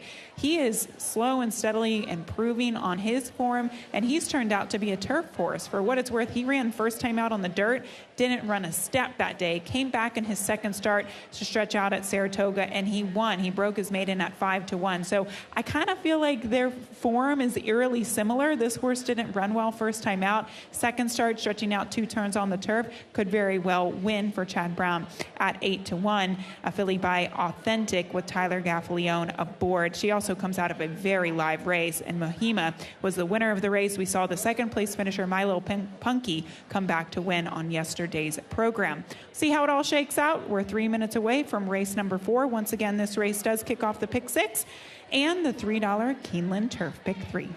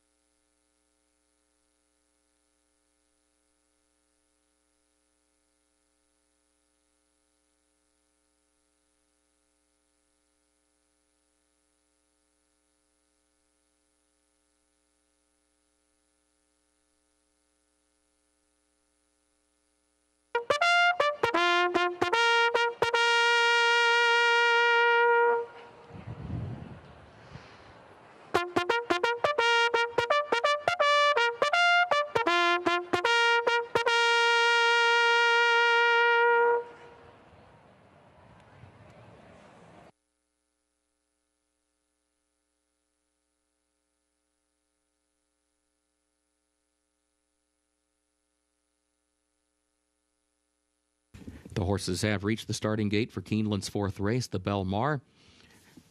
Start of the Keeneland Turf Pick 3, start of the Pick 6.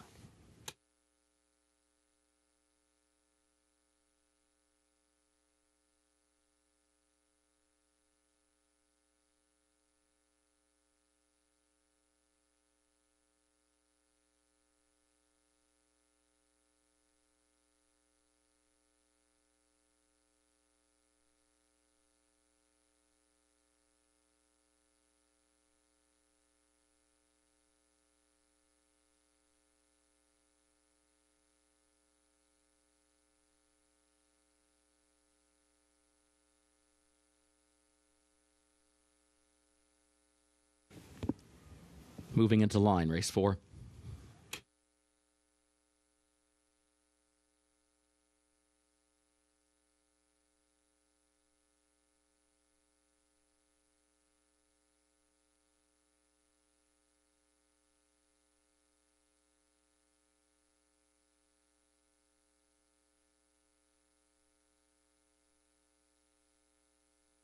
Starry Night comes forward.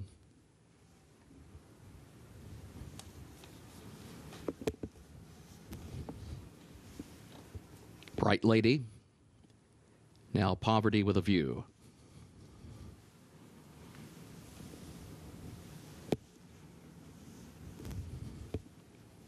Are You a Spy?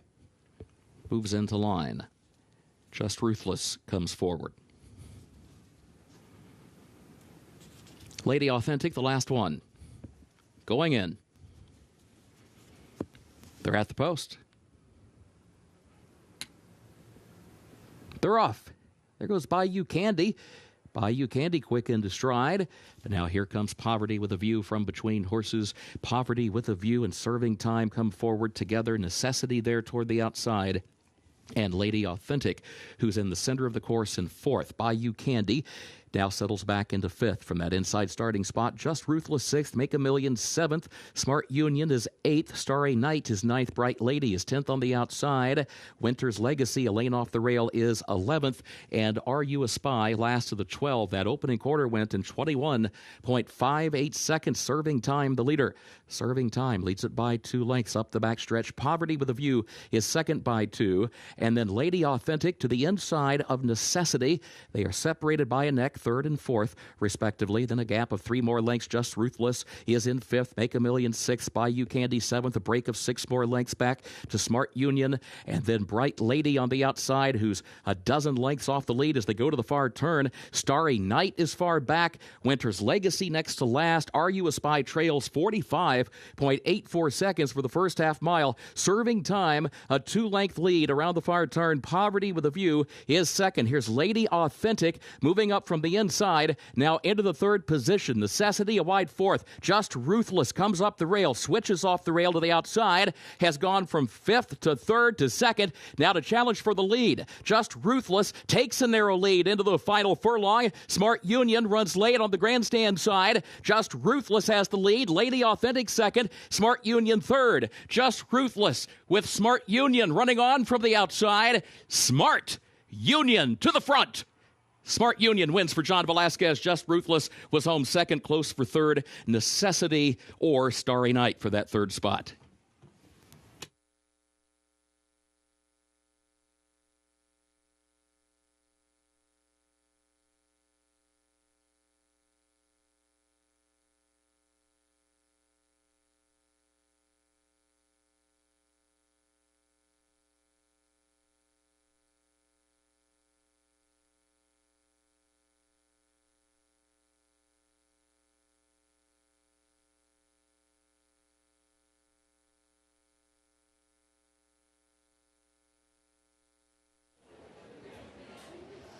Well, this horse closes from well off the pace. You could see those early fractions, very brisk. 21 and change for the opening quarter, 45 and change for the half. You knew that this pace was not going to last and perhaps set up for a closer, and it certainly did under Hall of Famer jockey Johnny Velasquez, making that move from well off of the pace. And we almost had a massive upset with the 11 Just Ruthless at 27-1, but this horse passes her deep stretch to get the win to kick off this Turf Pick 3 8-1 over 27-1 to 11 unofficially.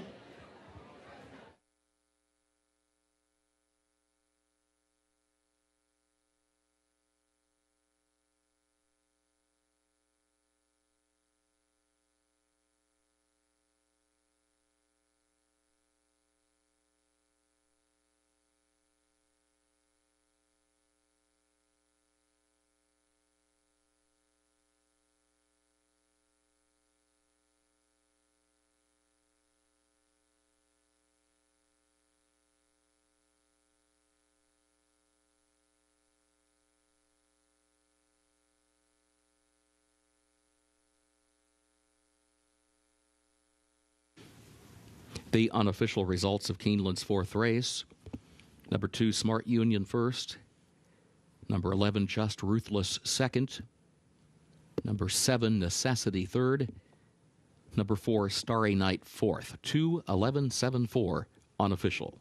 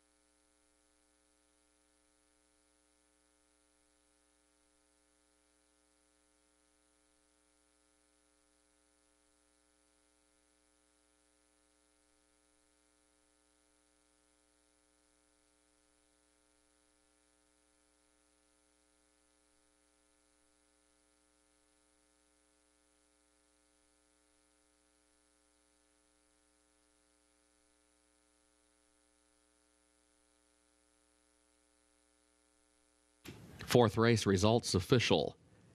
2:11.74, the official results.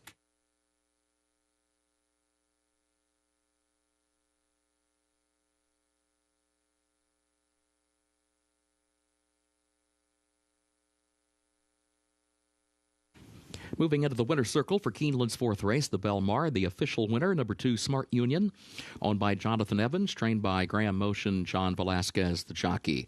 Smart Union, 2-year-old filly by Union Rags out of Smart Mission by Smart Strike, bred in Kentucky by JPE Equine LLC. Mile and a 16th over the turf, listed firm, 1 minute 43.68 seconds.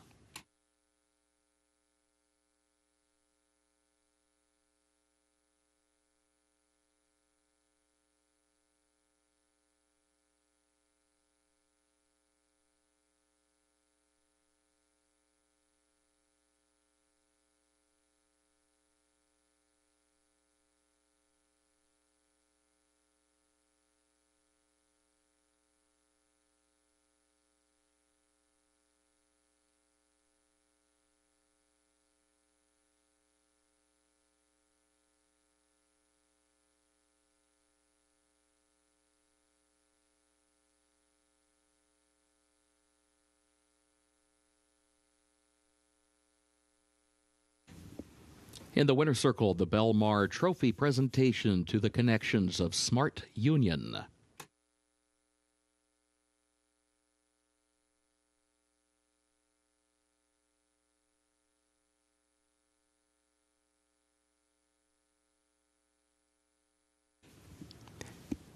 Keeneland's fifth race upcoming, double and pick 3 wagering, start of the late pick 5, no carryover. Main track is fast. Race 5 will finish in the short stretch at the first wire. Scratch number 1, Boogie Bodie. Scratch number 8, Stir Dat Pot. And scratch 13, Burning Leaves. Overweight, the 2 Right Tone, the jockey 1 pound over.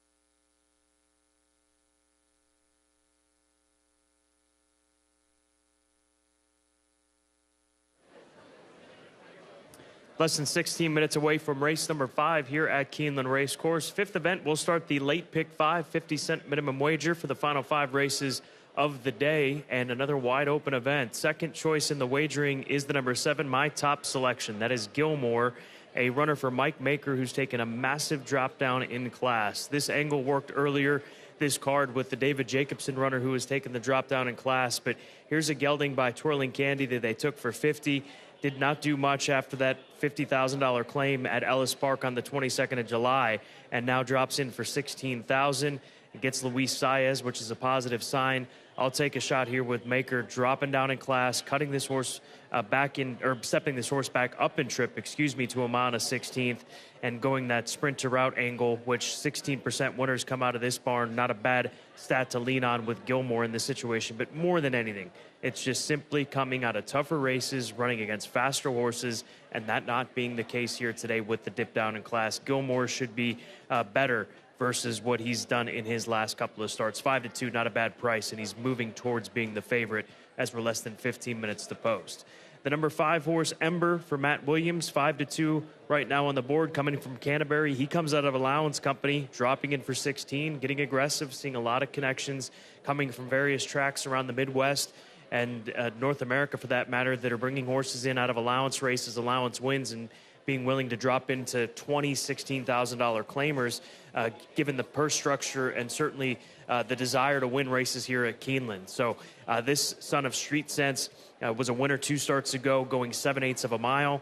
He'll step up and trip to the mile and a 16th. We'll see how he fares with that. He's been forward in some of his route races at 5-2. He makes sense on the drop that he's taking, or not even drop, just coming off of the form that he's coming into this race with from Canterbury Park up in Shakopee, Minnesota.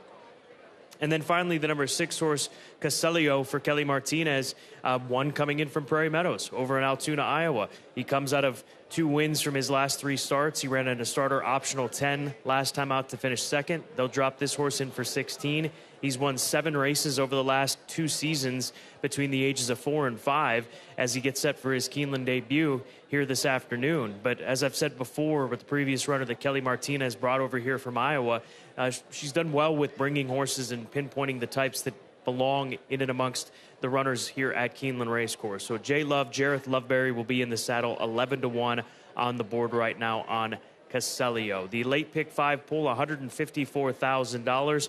Another wide open event as we move towards to the back half of the card here at Keeneland Racecourse. Good luck in race number 5.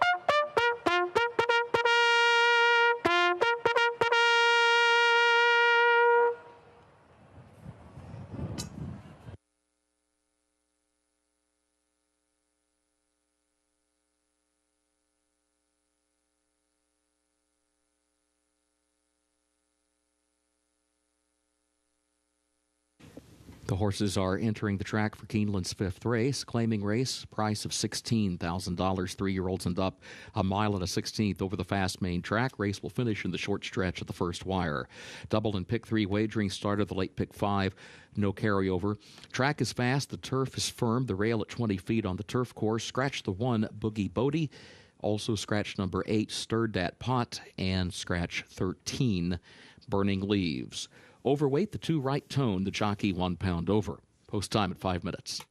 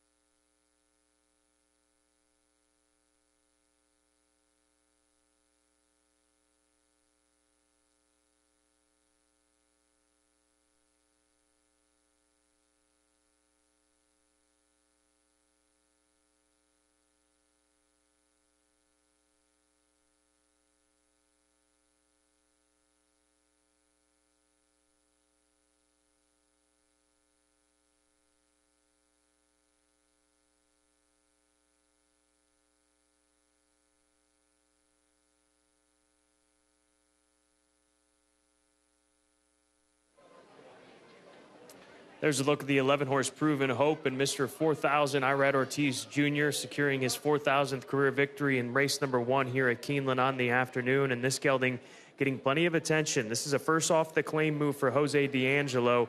There are a number of barns in racing that you can take a look at their stats when they claim runners and their success rate first race after they've claimed them. And Jose D'Angelo claims a lot of horses, and he's winning nearly a quarter of the time. 22% strike rate first off the claim for trainer Jose D'Angelo.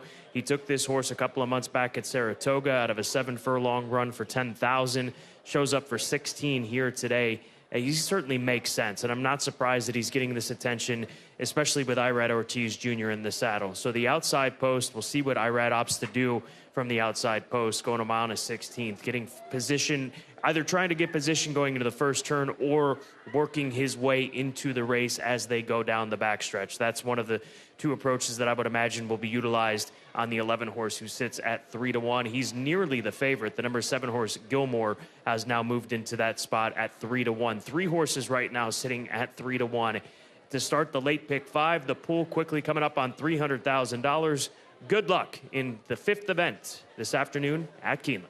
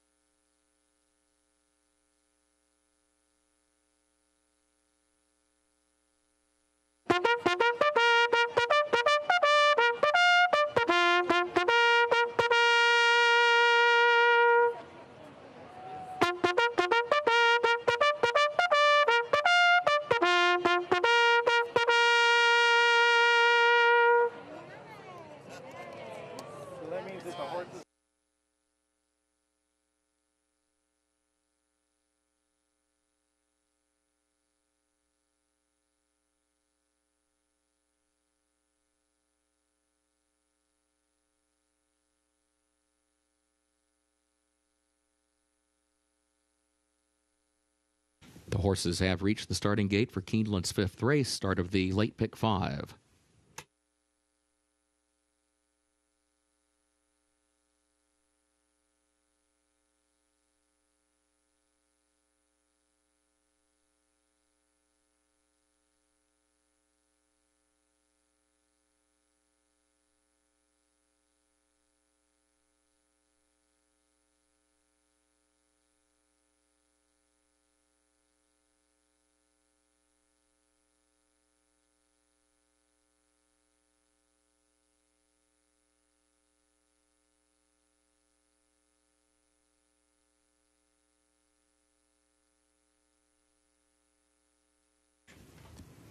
Moving into line, 5th race.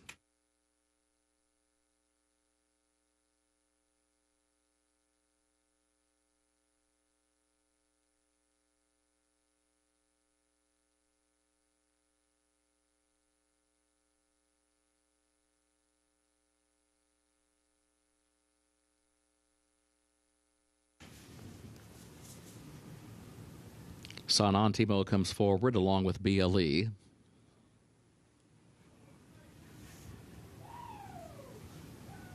Ember and Proven Hope moving into line.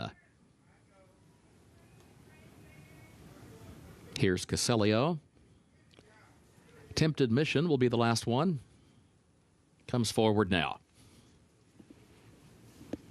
Goes in, first wire at the post. And they are off.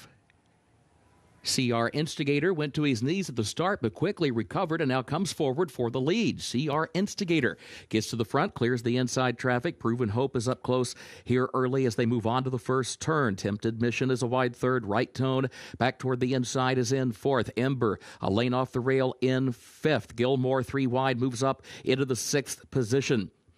And is followed by Caselio, 7th, back toward the inside. BLE wide around the first turn in 8th. And then San Antimo and Cool Rags at the back. Opening quarter, 24.05 seconds. Up the backstretch they go. CR Instigator is the leader, and Proven Hope just off the leader's flank. In 2nd by a length. Tempted Mission is 3rd by 3/4 of a length. And then Ember, Right Tone, Gilmore toward the outside. Caselio, a break of 4 more lengths then.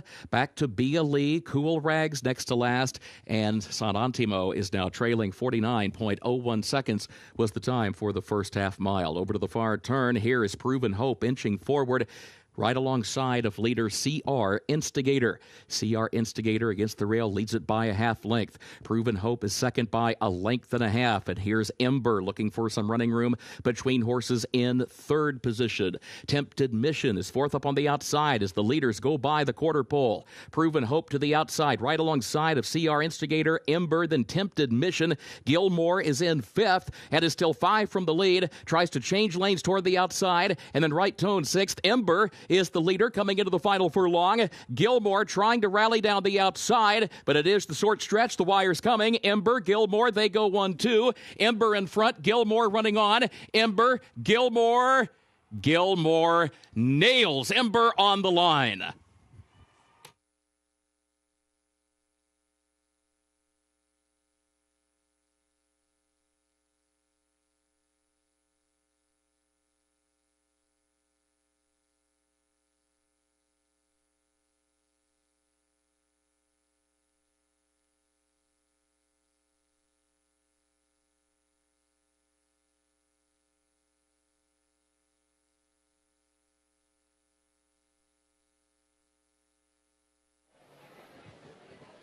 You've got to give Luis Saez a lot of credit here for this performance. Gilmore able to get there just in time, and he started pushing on this horse to keep up around the turn, and he just kept riding. Maybe a good half a mile of riding this 4-year-old son of Twirling Candy, and able to wear down the number 5 horse Ember and win by about a neck maybe in the end. The 2-1 favorite scores on the drop-in class for trainer Mike Maker here in race number 5.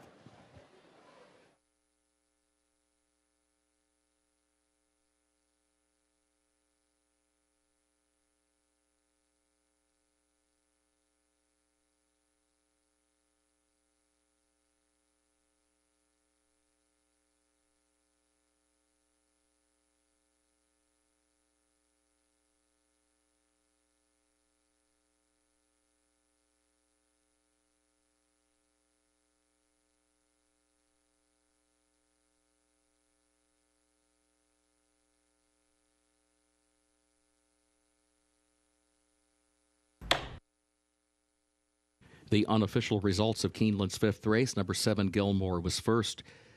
Number 5, Ember, was second. Number 11, Proven Hope, third.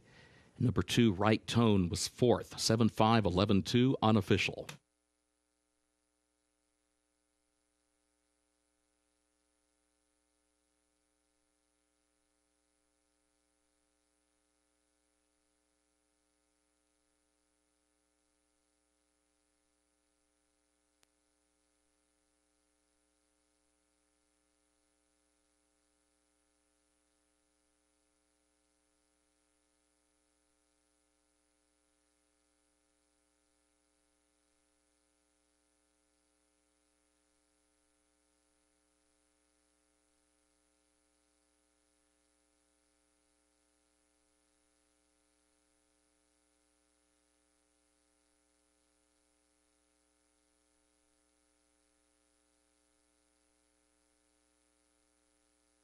Moving into the winner's circle for Keeneland's fifth race, the unofficial winner, number 7, Gilmore, owned by Michael Hoy, trained by Mike Maker, Luis Saez, the jockey. Gilmore, 4-year-old gelded son of Twirling Candy, out of My Surfer Girl by Henny Hughes, bred in Kentucky by Dividing Ridge Farm.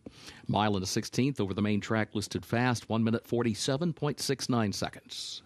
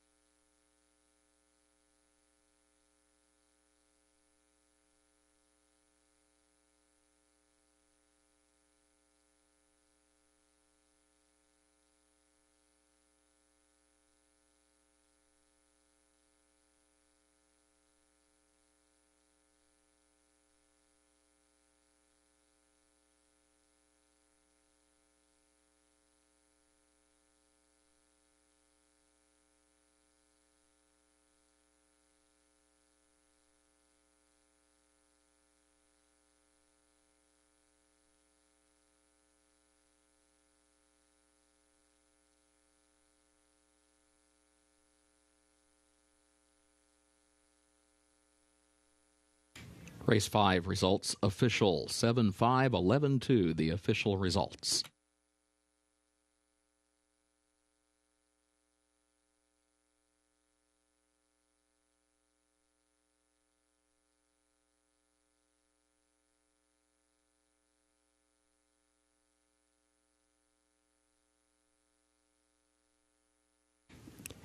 Keeneland's sixth race upcoming, double and pick 3 wagering. It started the late pick 4. The turf is firm, the rail at 20 feet. Scratch the 4, Best Performer. And scratch the 6, Maria's Revenge.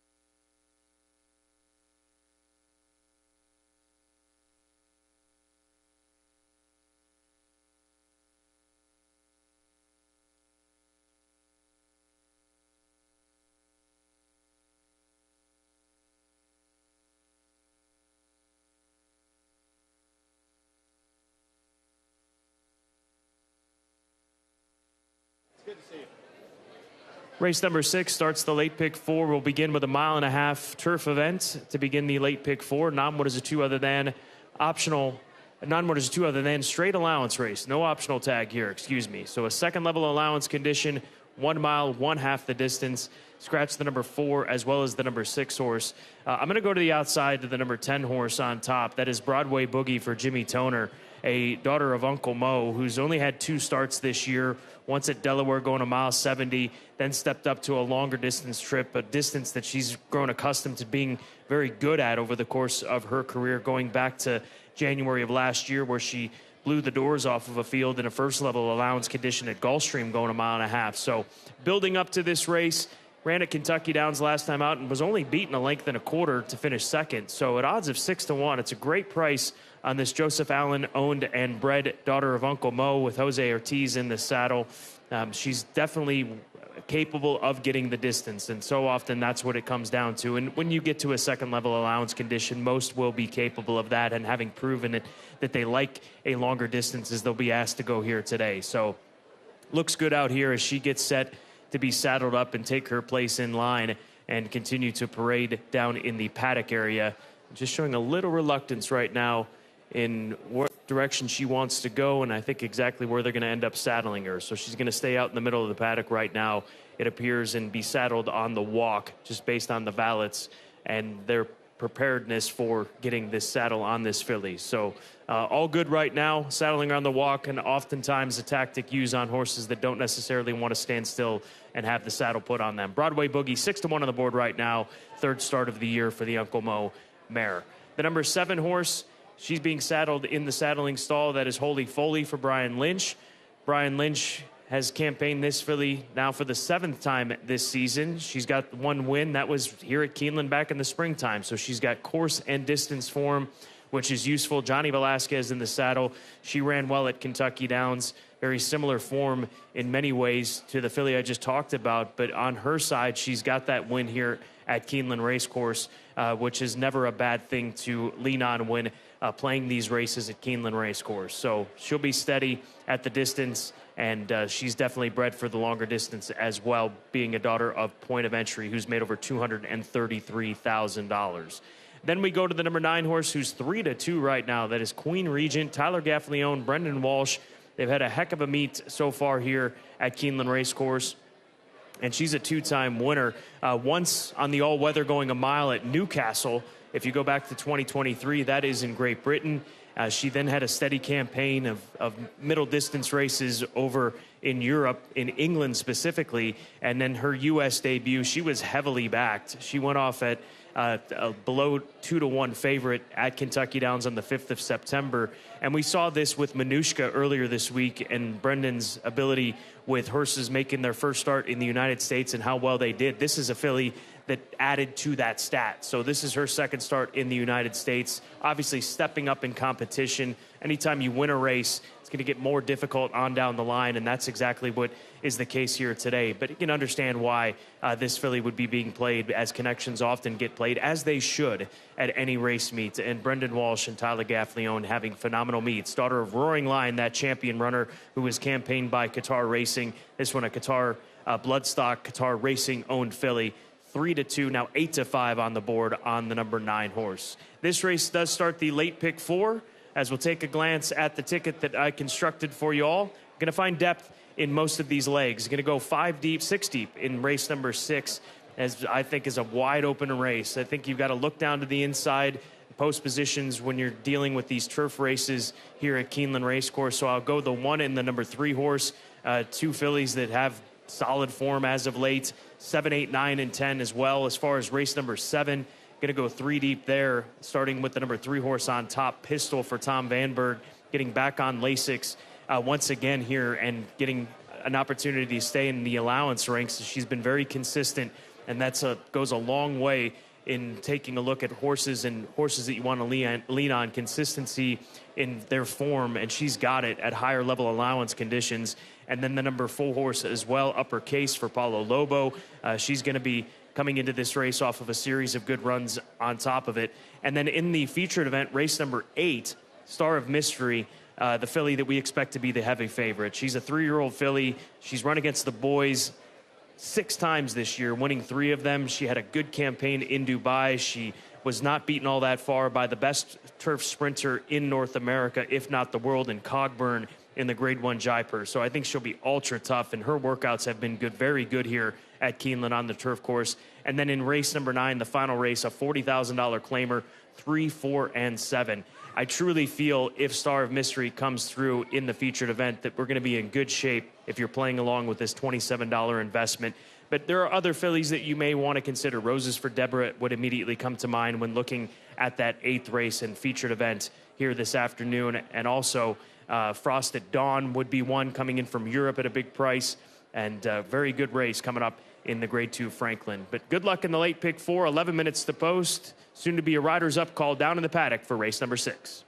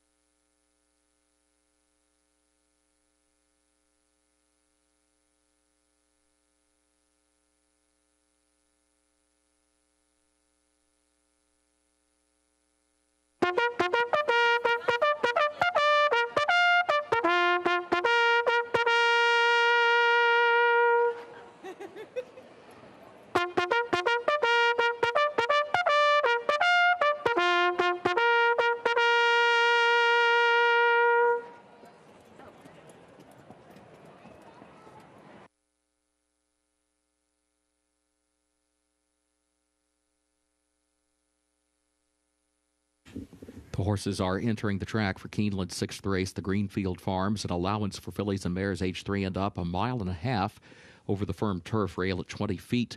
Double and pick 3 wagering start of the late pick 4. Scratch number 4, Best Performer, and scratch number 6, Maria's Revenge. Post time 6 minutes.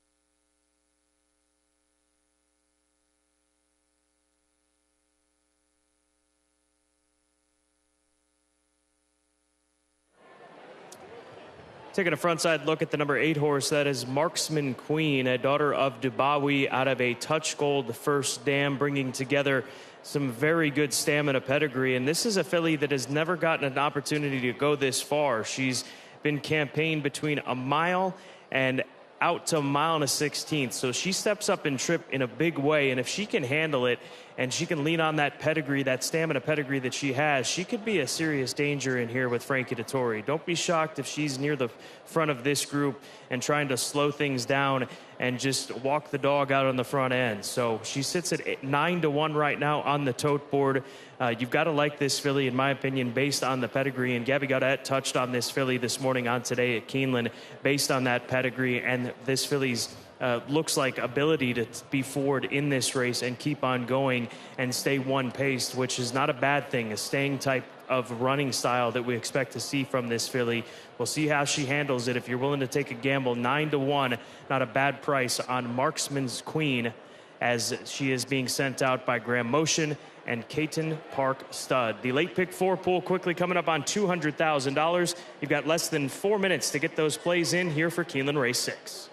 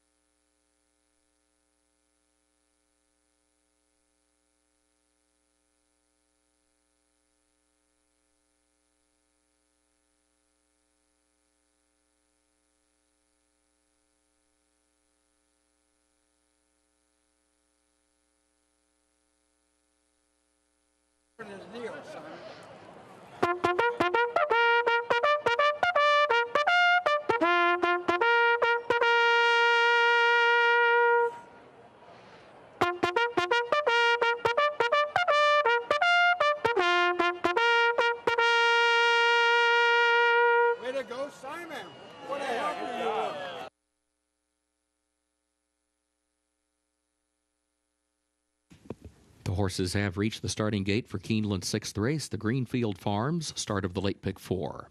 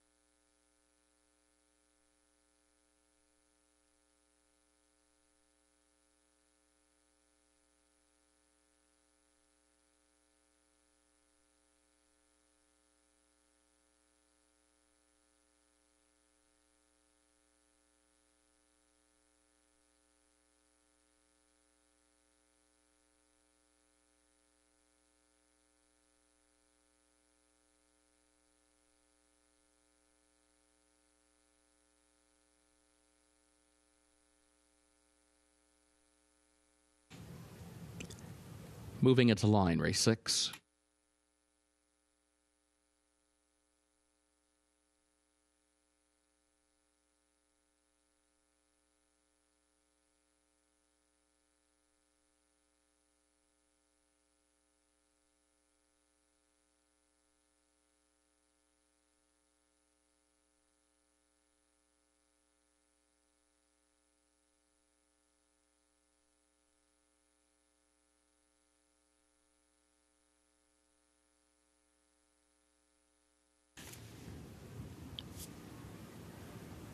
Marksman Queen comes forward. Here is Queen Regent.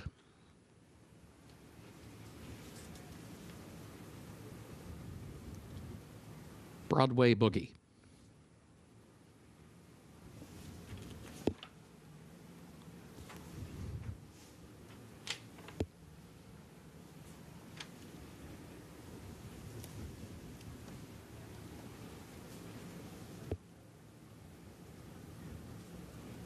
Sabalenka, the last one, comes forward.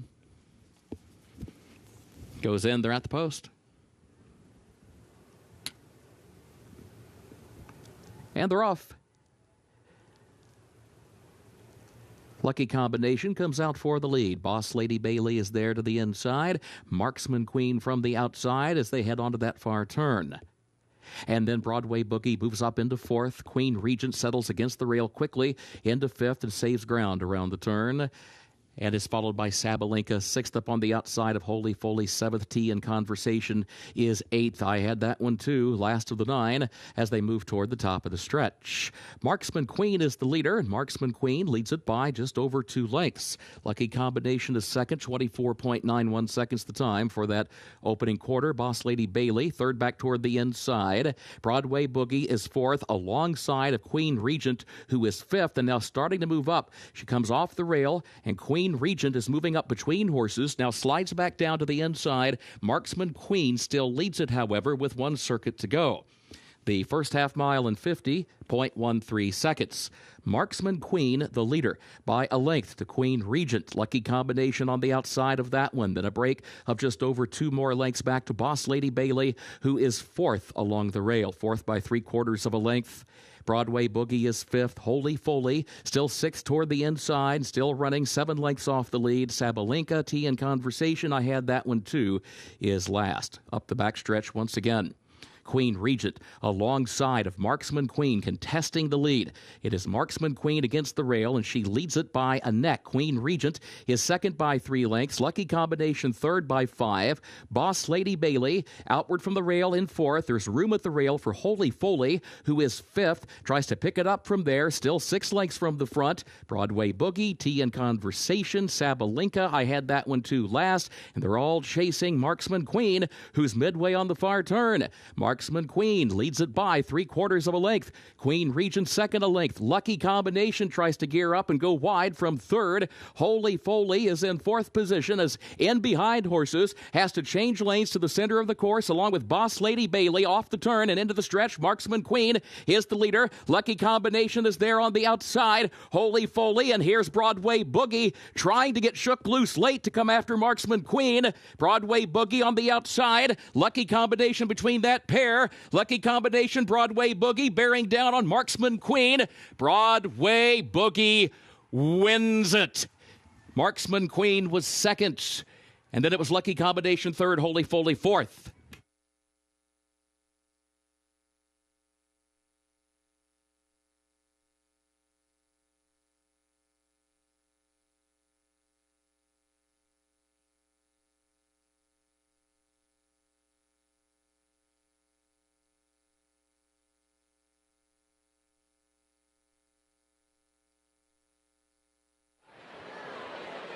Well, Frankie almost able to go basically gate to wire in this race on Marksman Queen. He had some company down the backstretch with the number 9 horse Queen Regent, the post-time favorite. She was a bit aggressive in the early stages of this race, and I think that ended up catching up with her.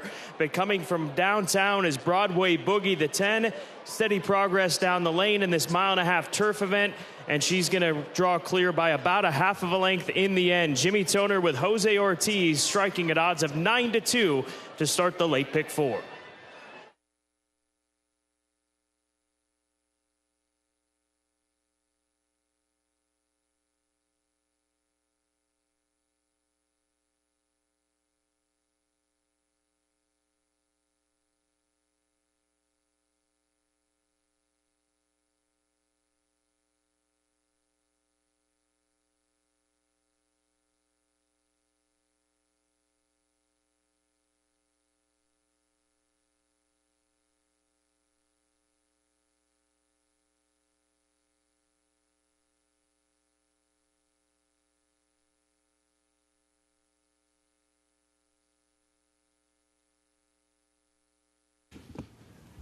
The unofficial results of Keeneland's 6th race: number 10, Broadway Boogie, first.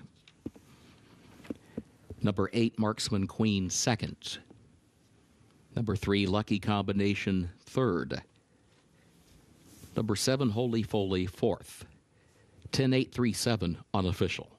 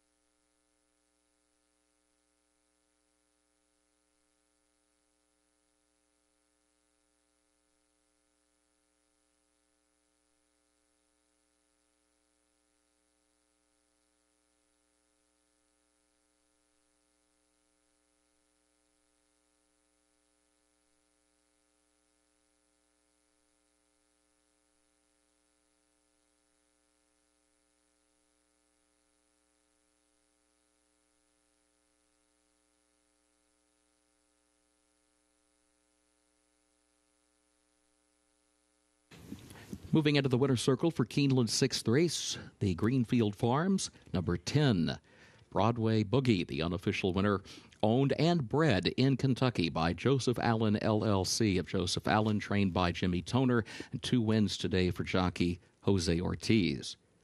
Broadway Boogie, 5-year-old daughter of Uncle Mo out of Accepting by Speightstown, gets the 12 furlongs over the firm turf in 2 minutes, 28.78 seconds.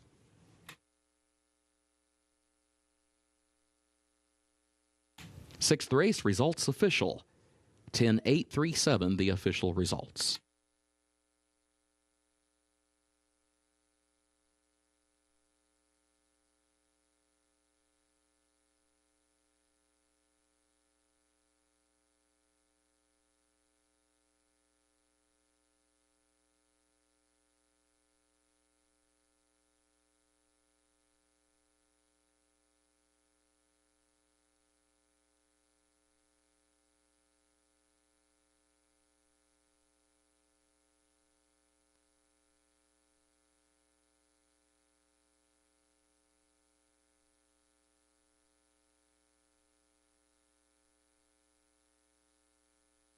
In the winner's circle, the Greenfield Farms Trophy presentation to the connections of Broadway Boogie.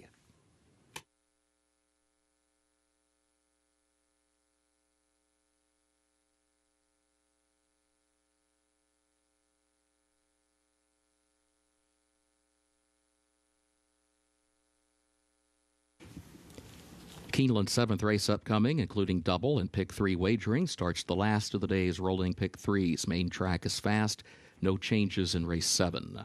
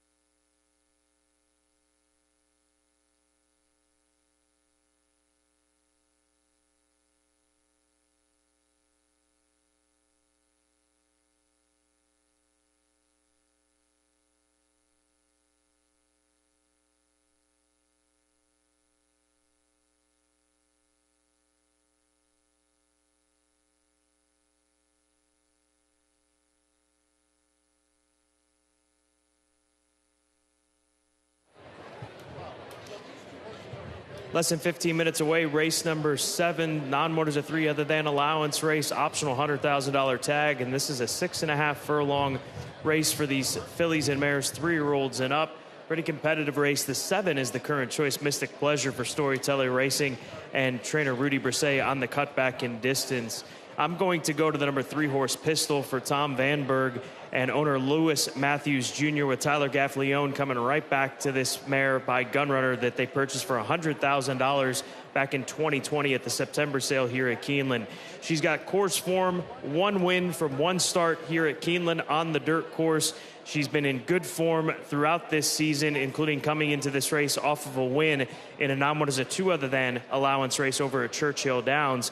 But she's run against some very good fillies that have graduated out in front of her in the non-motors a 2 rank. She now steps up in class after clearing that second level allowance condition. But I think that 6.5 furlongs is well within her wheelhouse here this afternoon, and that her numbers and ability stacks up right against these favorites in this race. She's 7-2 on the tote board right now, making her the second choice in this race, to be fair. Third choice, excuse me, as the number 2 horse sits at 3-1. But I'll take Pistol on top to continue with the run that she's had in 2024. Far more productive year at the age of 5 than going 0 for 8 in 2023. So Pistol on top, 3-1 on the board right now for trainer Tom Vanberg. The number 2 horse, Anywho, shipping in from Southern California for John Sadler. Ran in stakes races at Los Alamitos and Del Mar in her last 2. She also ran in the Desert Stormer at Santa Anita, so she exits 3 consecutive stakes races to move into this 3rd level allowance condition. And after winning that non-motors a 2 allowance at Churchill Downs, forced to go up into the stakes company because, simply put, races like this are not going to go on the West Coast with the horse population in Southern California. So she ships in this direction to find a little bit easier of a spot, not to think that this is that much easier. But at 3-1, you've got to respect this Bolt Doro filly for John Sadler with Christian Torres in the saddle, being a 3-time winner from 9 career starts, a win in the last every year of her career, I should say, going back to her 3-year-old campaign as well as her 2-year-old campaign. So Anywho making the trek back to Kentucky and looking for another win, this time at Keeneland Racecourse. Uppercase, the number 4 horse, sitting at 10-1 right now from a 7-2 morning line. Nothing wrong.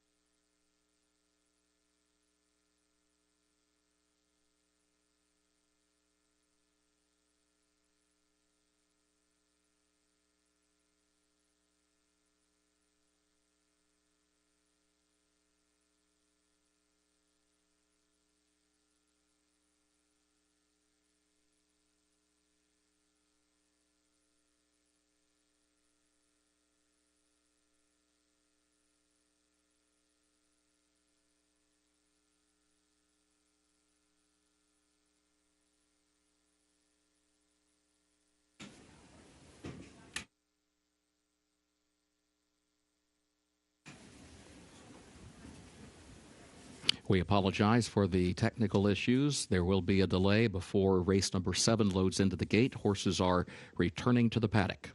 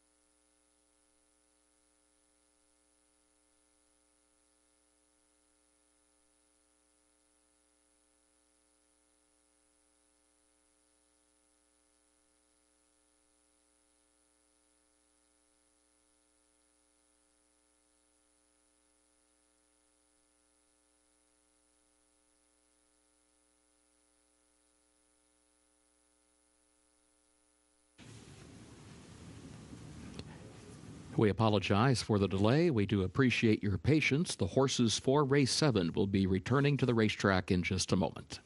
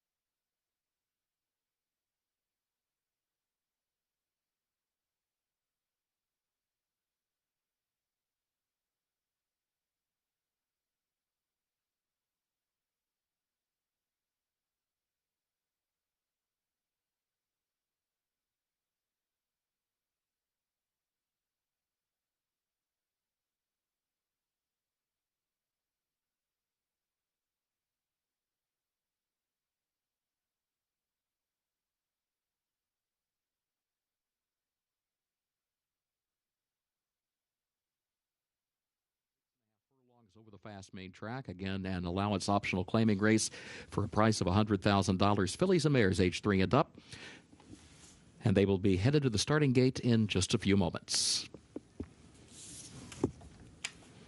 No changes in this 7th race.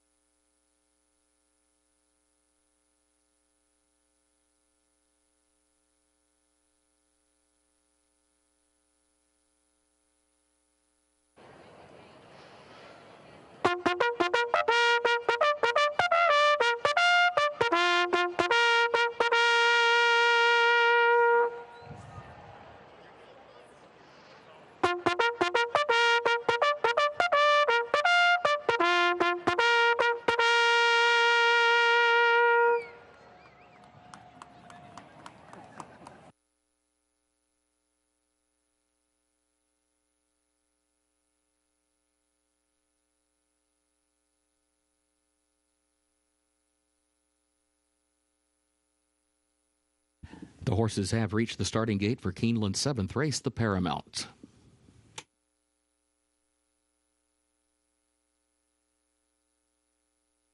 Moving into line, race 7.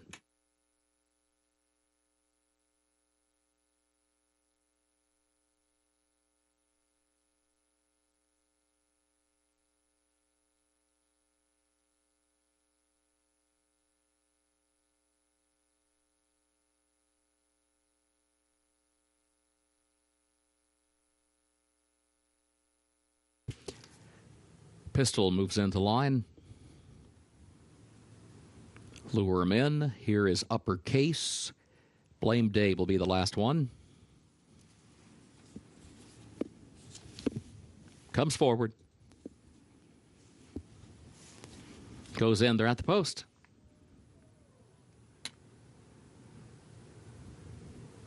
And they're off.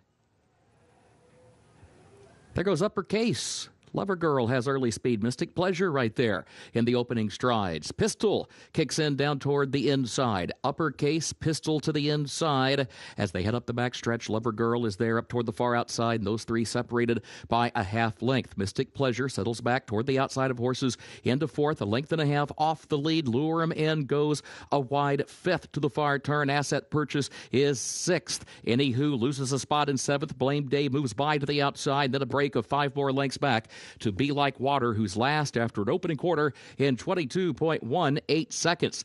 Once again, bunching for the lead, Uppercase, Lover Girl, Mystic Pleasure, and they all stack up from the rail out around the far turn, and Asset Purchase tries to move up as they come off the far turn, and here comes Lure 'em in. Lure 'em in swings out to the center of the racetrack, still in 5 lengths away, though. In the meantime, Mystic Pleasure right alongside of Uppercase. Uppercase, Mystic Pleasure, stride for stride, although Uppercase still maintains a short lead, a half length, 16th to go, a 16th left for Mystic Pleasure to find something more to try to get by a stubborn Uppercase. Mystic Pleasure right alongside. Uppercase is there. Mystic Pleasure gets up to win it. Uppercase was across the line in second position. Pistol further back in third, and Lure 'em in got fourth.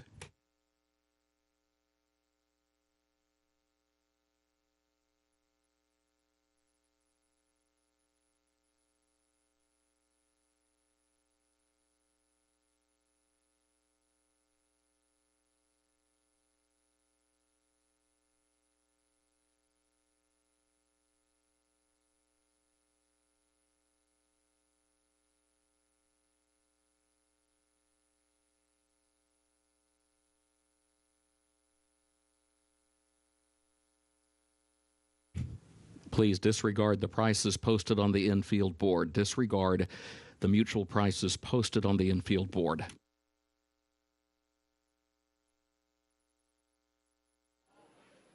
Well, Uppercase proved to be a stubborn foe down along the inside, but turning back in distance for Mystic Pleasure proves to be the winning move for Storyteller Racing and Rudy Brisset, and Flavian Pratt picking up her first win in her first try here at Keeneland.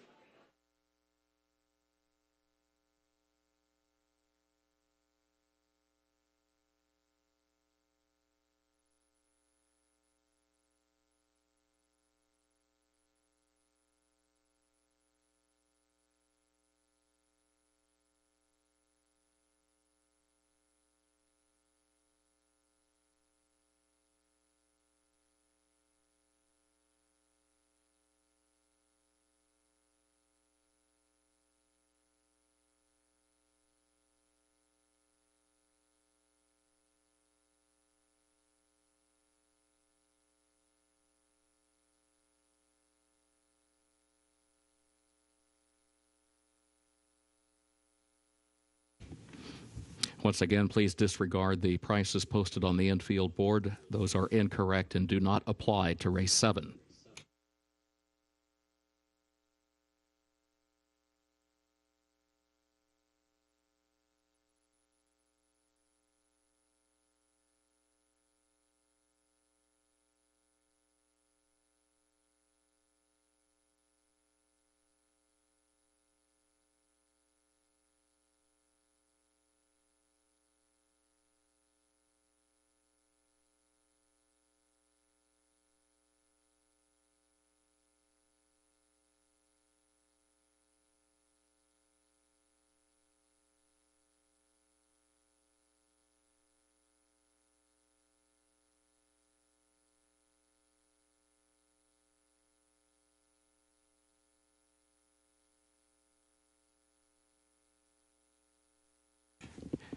The unofficial results for Keeneland's 7th race: number 7, Mystic Pleasure, was first.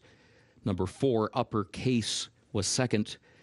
Number 3, Pistol, was third. Number 8, Lure 'em in, was fourth. 7, 4, 3, 8. The unofficial results. And to the winner's circle for race 7, the Paramount, the unofficial winner, number 7, Mystic Pleasure, owned by Storyteller Racing of Ted Nixon. trained by Rodolphe Brisset, Flavian Pratt the jockey. Mystic Pleasure, 4-year-old daughter of Good Magic, out of Disposable Pleasure by Giacomo, bred in Kentucky by SF Bloodstock LLC. The Keeneland Sales Grad gets the 6.5 furlongs over the fast main track, 1 minute 16.27 seconds.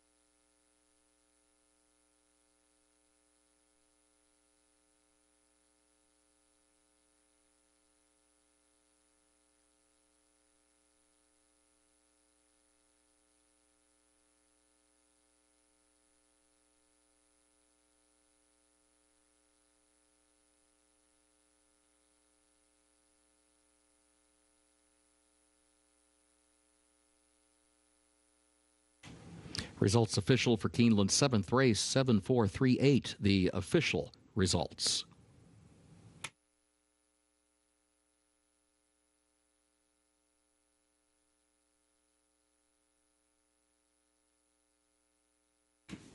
Keeneland's featured 8th race upcoming starts the last of the day's rolling doubles. The turf is listed firm, the rail at 20 feet. 28th running of the Franklin, Grade 2. Scratch number 12, Bling. Scratch 13, BG Warrior. Scratch 14, Beauty of the Sea. And scratch 16, Twirling Queen. A reminder, number 15, Stone Silent, draws into the race. Junior Alvarado to ride as programmed. Change of equipment, 7 Frost at Dawn, blinkers on. 7 Frost at Dawn, blinkers on today.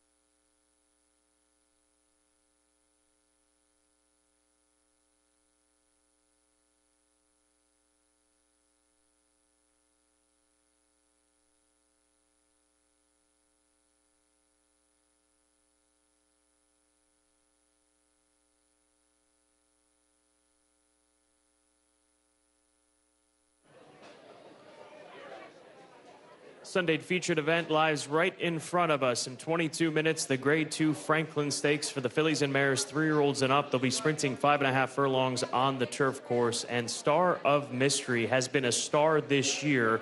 Not the most publicized star that we've seen in 2024, but after today and just appreciating what she's done, it is worth part of the discussion of the successes, especially for a 3-year-old filly to do what she has done this year between Dubai and up at Saratoga. And we'll see how she fares here at Keeneland. She's a 3-year-old filly that won the Group 2 Grade 2 Blue Point Stakes at Meydan. Prior to that, won the Al Wasl Stakes at Meydan in January, and she continued with the upward trend from there. She was second in the Nat Al Sheba Turf Sprint and runner-up in the Grade 1 Al Quoz Sprint on Dubai World Cup Day. And keep in mind, this is a 3-year-old filly facing older horses in January and March. That is not something that you normally see, and she was right there in the end of those races. She then comes to New York, finishes third behind Cogburn and Arzak in the Grade 1 Jaipur Stakes, again as a 3-year-old filly in June, and then wins the Grade 3 Quick Call Stakes going back against straight 3-year-olds. She has been sensational, and just simply looking at her run in the Grade 1 Jaipur to finish third behind Cogburn, who is, in my opinion, the best turf sprinter in the world, is a big time accomplishment for this daughter of Kodiak. She's the heavy favorite at odds of 2-5, and really looking forward to seeing how she'll perform here this afternoon for Godolphin and Charlie Appleby and Flavian Pratt, who's ridden her in her 2 starts at Saratoga, back aboard here this afternoon for the Grade 2 Franklin Stakes. This is a very good 3-year-old filly, tackling older fillies, though, and one of the top older fillies that we've seen this year is Future Is Now, the number 5 horse. She's 13-1. She's won 4 starts from eight races this season. She has beaten Roses for Deborah most recently in the Smart and Fancy Stakes at Saratoga. And the number 5 horse, Future Is Now, is trained by Michael Trombetta, who knows something about going up against the favorite. He trains Arzak. We saw Arzak here last weekend at Keeneland during Fall Stars weekend, and she's a 6-time winner, this filly, who's won 4 races this year, including the Grade 2 Intercontinental. She's been facing the fillies, so she is no slouch, but a big price right now at 13-1 for owner and breeder Larry Johnson from the state of Maryland.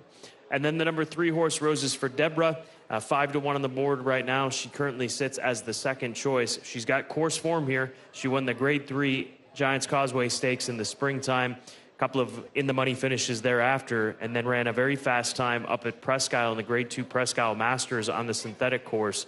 So we'll see how she fares tackling this competition here today. But she is one that you definitely have to respect in this Grade 2 Franklin Stakes. 2-5 on Star of Mystery, filly that's been working well here at Keeneland as of late. She's been here for some time, published workouts dating back to the end of September for the favorite. We're less than 19 minutes away from the Sunday feature. Grade 2 Franklin Stakes comes up next.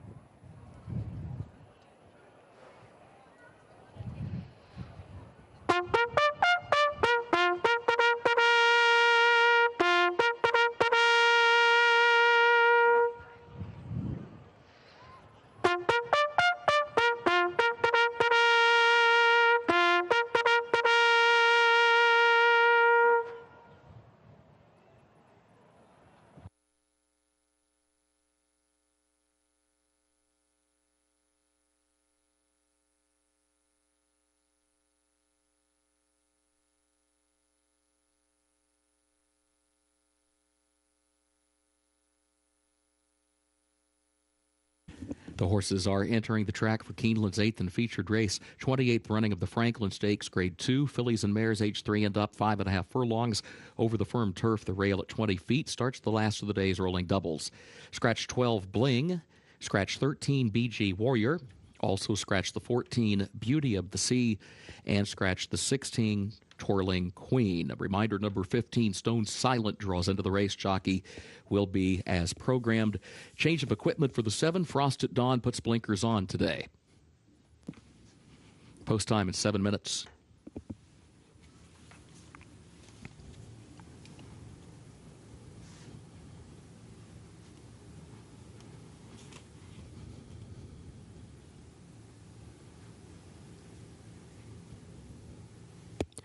Number 1, Star of Mystery, owned by Godolphin LLC of Mohammed Al Maktoum and others, trained by Charlie Appleby, Flavian Pratt to ride.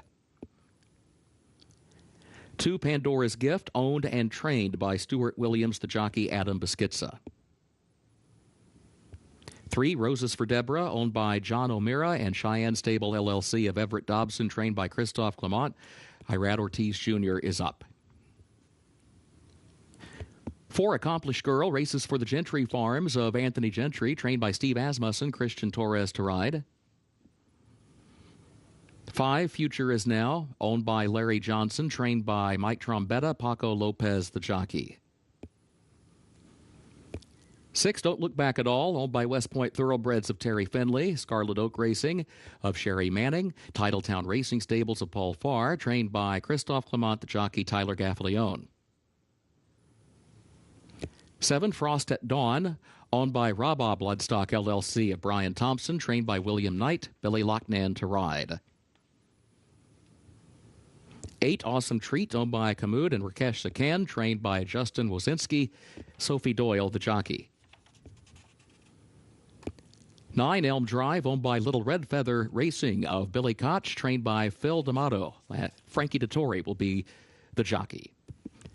Number 10 is Care You, owned by Martin Schwartz and Michael O'Callaghan, trained by Cherie DeVoe, Brian Hernandez Jr. 11, Pipsy, races for Woodford Thoroughbreds LLC of John Sykes, trainer Will Walden, jockey John Velasquez. And number 15, Stone Silent draws in, owned by Victorium Farm LLC of Brad Kinsel, trained by Brian Lynch, jockey Junior Alvarado. Post time in 5 minutes.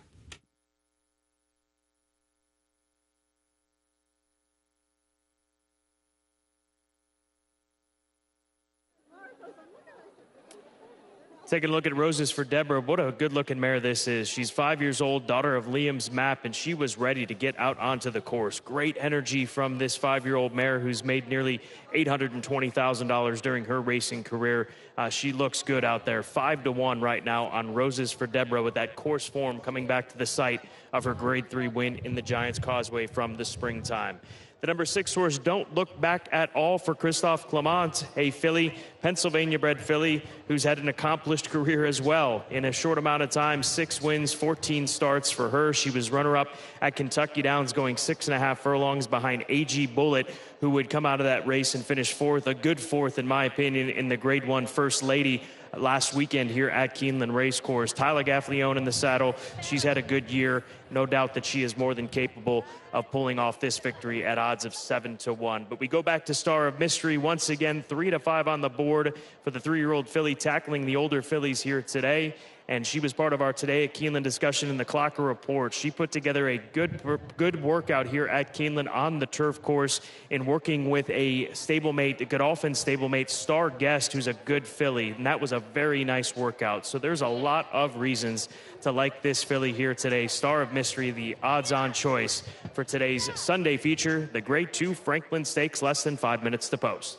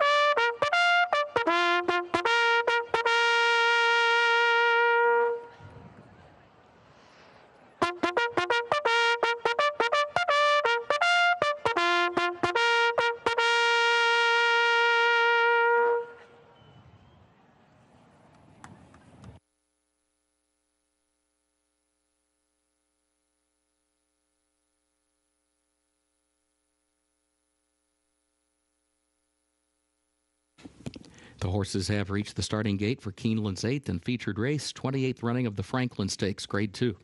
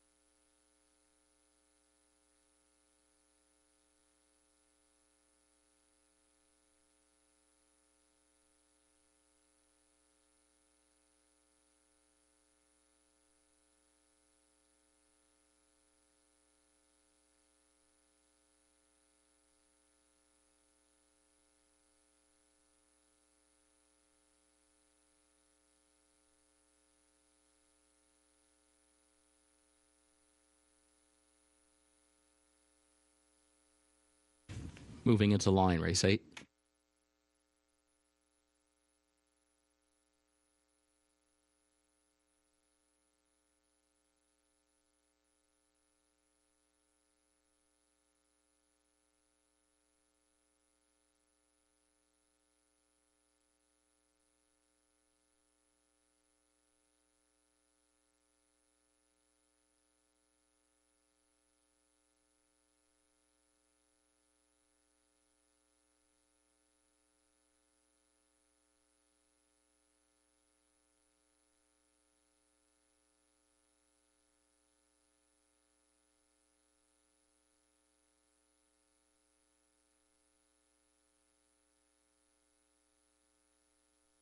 Pandora's Gift comes forward.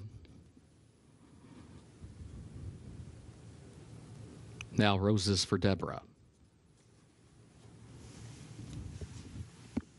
Accomplished Girl.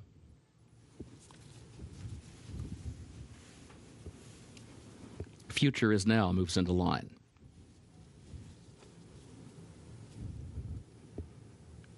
Don't Look Back at All.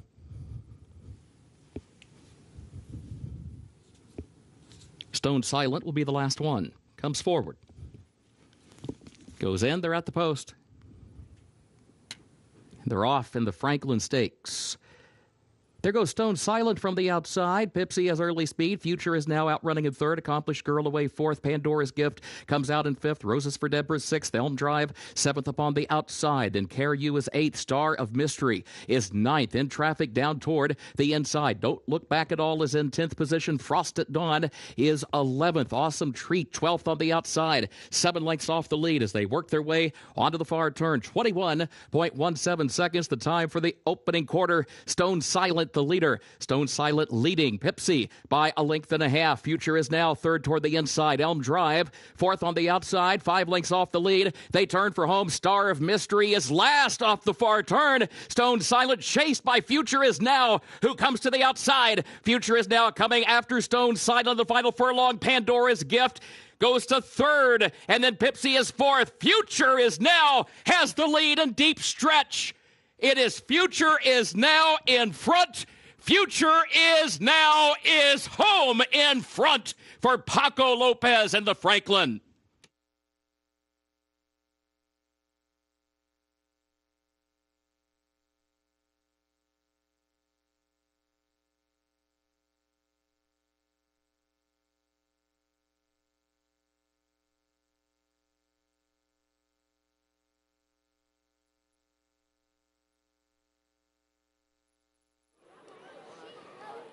Future Is Now indeed in the Grade 2 Franklin Stakes here at Keeneland Racecourse. She had a good position as they straightened for home, and she was able to kick on and pull off this graded stakes win here at Keeneland Racecourse. Grade 2 winner at Keeneland, out sprinting them all. Future Is Now off at odds of 6-1 in the Sunday feature.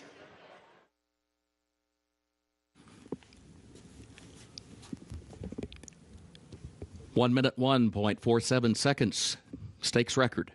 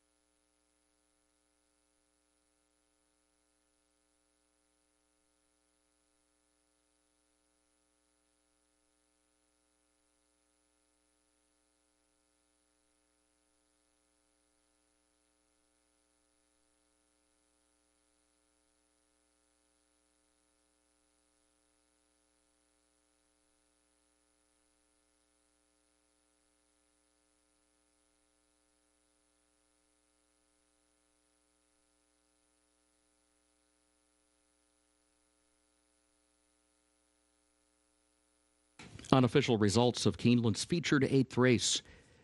Number 5, Future, is now finished first. Number 1, Star of Mystery, was second. The 2, Pandora's Gift, was third. The 15, Stone Silent, was fourth. 5-1-2-15, unofficial.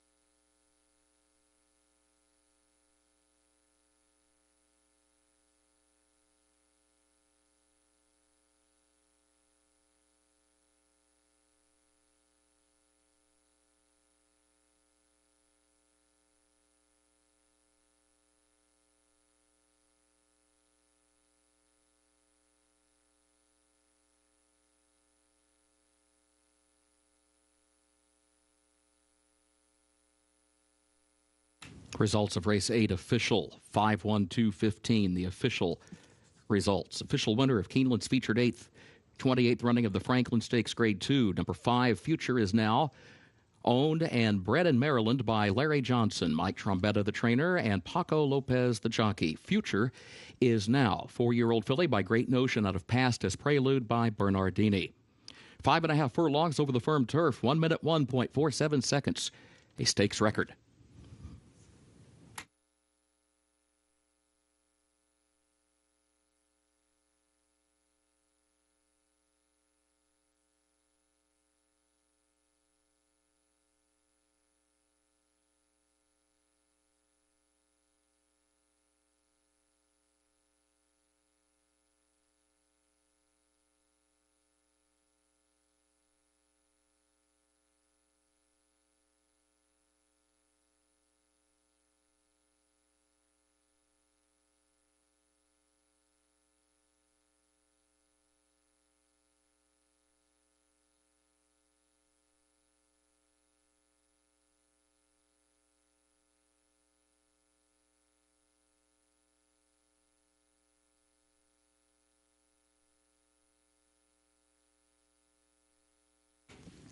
Lexington Mayor Linda Gorton makes the Franklin Trophy presentation to the connections of Future is Now.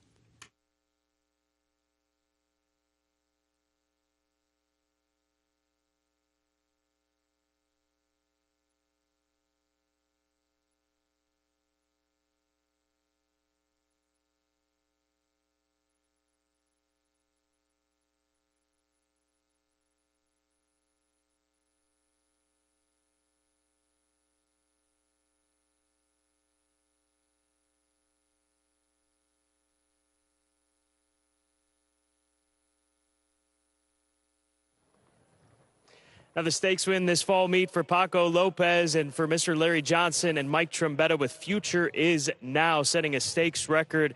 She was so good here today. What was the key to pulling off this victory here once again with this filly? But today, Michael, he lent me to me in the break, playing the break. The filly, she's so great today. She's very comfortable, not nervous. She's very comfortable in the race. When I come out on the paddle, take her to the track, she was comfortable, let her go with no ponies, jogging perfect. She's very perfect. After that, I hold a little bit, way, in the late point, when I ask it, passing between horses, no problem at all, and she gave me a big kick. She is very, very good. Well done, and congratulations on a already successful meet here at Keeneland. Love having you here, Paco. Thank you so much, Patty. Future is Now ultra impressive in stakes record time in today's Grade 2 Franklin.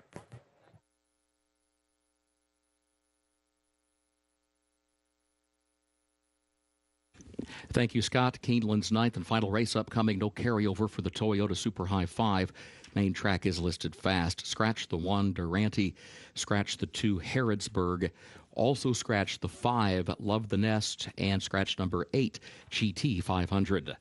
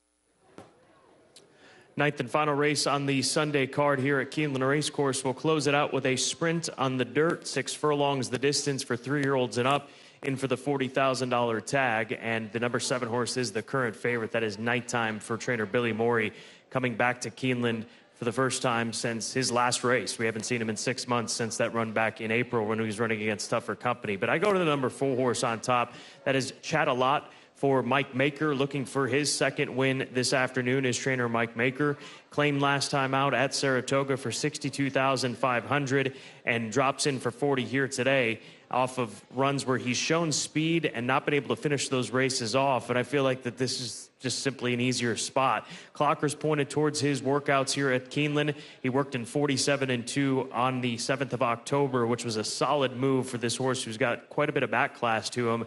A 4-time winner has made over $351,000. So this class drop really should agree with him. If you look back to the last time that he was in a straight claimer in the middle of May at Churchill Downs, he was eventually run down by a very good horse in Pro Occident, and a very solid horse, I should say. So Chat a Lot, class relief, speed. He's run more recently than the number 7 horse. That's why I give him the edge in this heat here to close things out. Now, Nighttime, the number 7, is my second choice. Gabby's second choice as well for trainer Billy Morey. He's taken a fairly significant drop down in class off the 6-month layoff. He's been training up at Turfway Park. They spot him aggressively here in the nightcap and gets Tyler Gaffleone to come back. His race at Keeneland, he was beaten by Prevalence, that pass-graded stakes winner who had quite a interesting journey to get back to the winner's circle, to say the least. But he was beaten by a legitimate runner in that race back in the springtime here at Keeneland Racecourse. So Nighttime, he's got plenty of back class too. Let's not forget he's made over $600,000 and is a 6-time winner from 29 career starts. Makes a lot of sense that he is getting the attention that he is. And then Diamond Heist, the number 3 horse, a barn that won a race yesterday here at Keeneland. Panagiotis Xenophius, a son of Danish Dynaformer, for Premier Stable.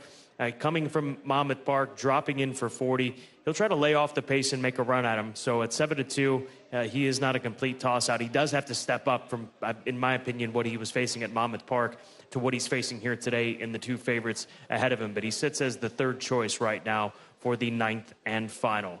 Final event of this weekend. We'll be back racing on Wednesday. The final race today, once again, 6 furlongs the distance. Good luck, as we're less than 15 minutes to post.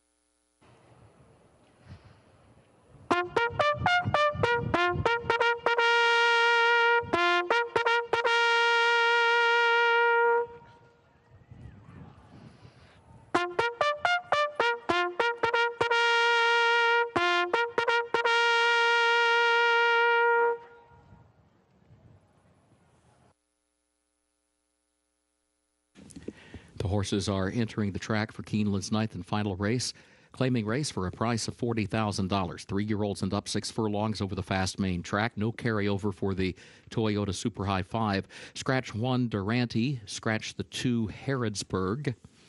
Also scratch number 5, Love the Nest. And scratch number 8, GT 500. Post time at 7 minutes.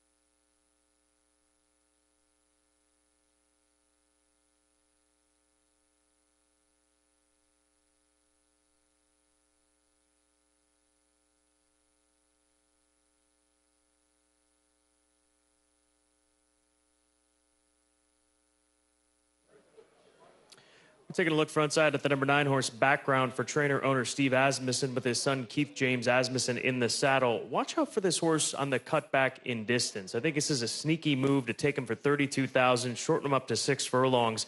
That may be something that he really appreciates here today, and there should be plenty of speed in this race to set things up potentially for him if they're unable to keep on going for him. Just upon a further examination, getting a chance to see this chestnut gelding, Steve Asmussen, he likes to claim these horses with some back class to him, and here's another one that has plenty of it. He's made over $500,000.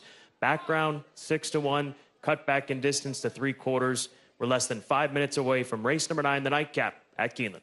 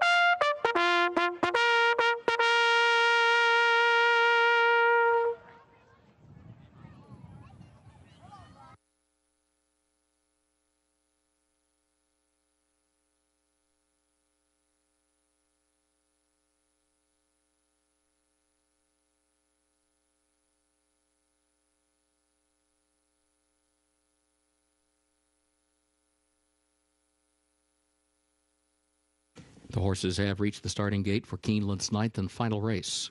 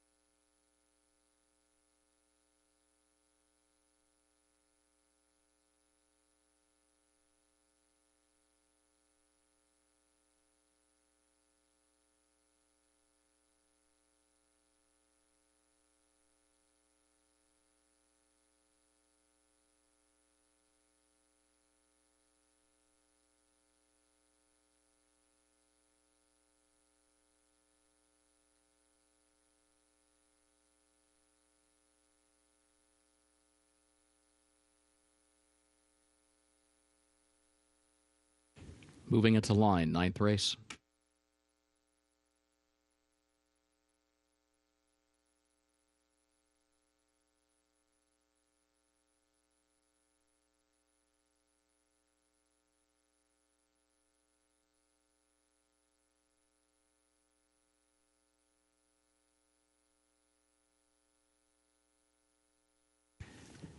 Diamond Heist takes his spot in the gate. Here's Chat-A-Lot. Insolito comes forward, 4 more to load. Nighttime goes in, 3 left. Here's Background. The last 2 coming forward.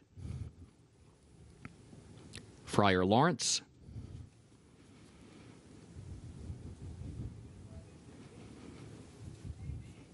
Solidify, the last one.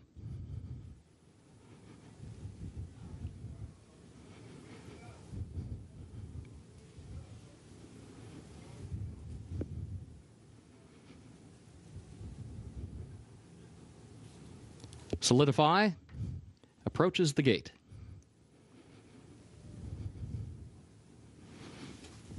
Goes in, they're at the post.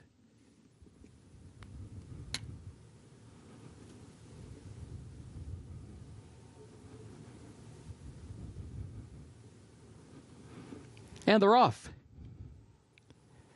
There goes Chat-A-Lot.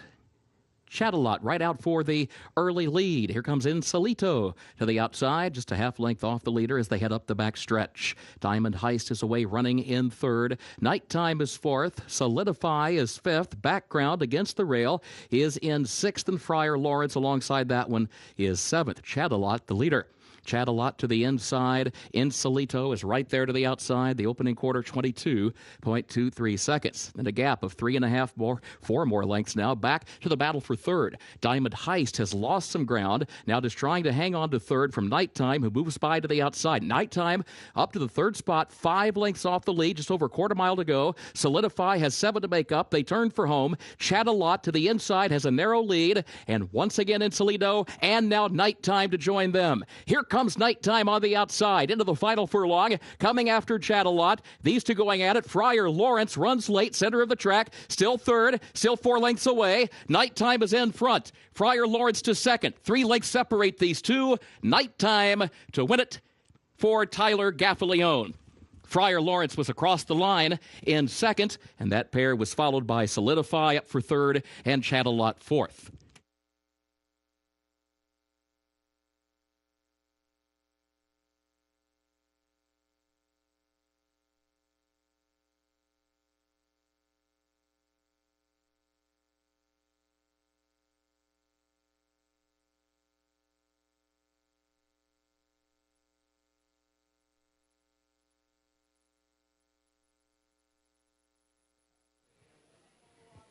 Well, Nighttime did not waste the pace setup that was out in front of him. He's got Chat-A-Lot, who's hanging on his wrong lead, and he just cruises on by. Patient ride by Tyler Gaffalione for Billy Morey, and ready off the 6-month layoff. Credit to his team. The 10 runs a big race, trying to close into the favorite, or second choice, I should say, in the end. But nonetheless, It is the number 7 horse, Nighttime, now a 2-time winner here at Keeneland.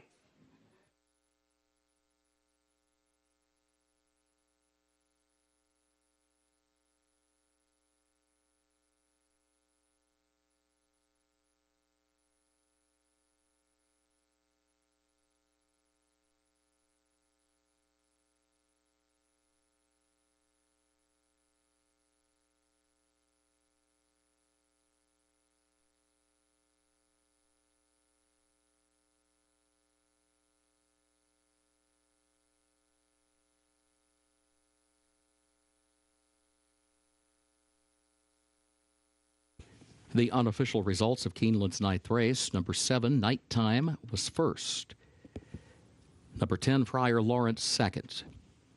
The 11, Solidify, third. Number 4, Chattalot, fourth. The 6, Insolito, fifth. 7, 10, 11, 4, 6, unofficial.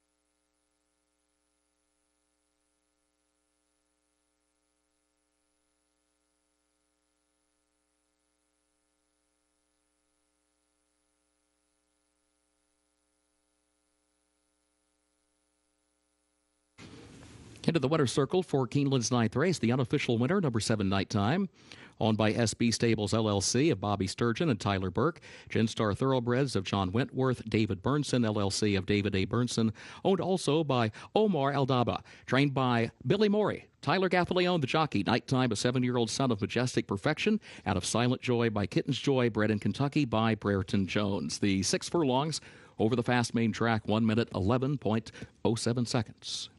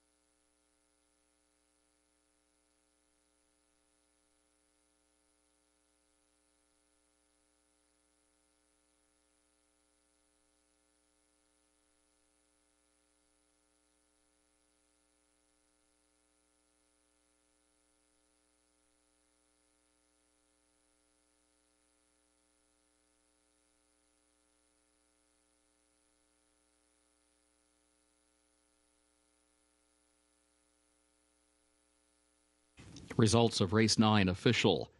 7, 10, 11, 4, 6, the official results.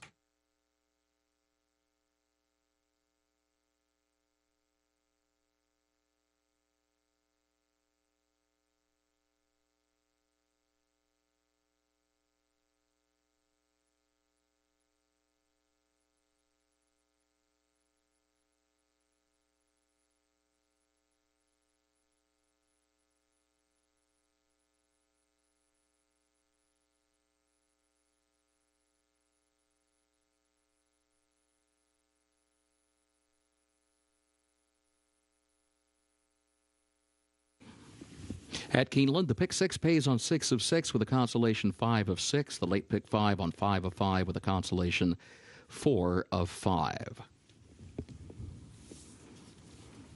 No carryovers for the Wednesday card when live racing resumes here at Keeneland, 1 p.m. Eastern. This reminder, the second floor grandstand, including the sports bar and the mezzanine bar, remain open for approximately 30 more minutes. You may advance wager any races occurring after that time. For now, on behalf of Keeneland, thank you and good evening.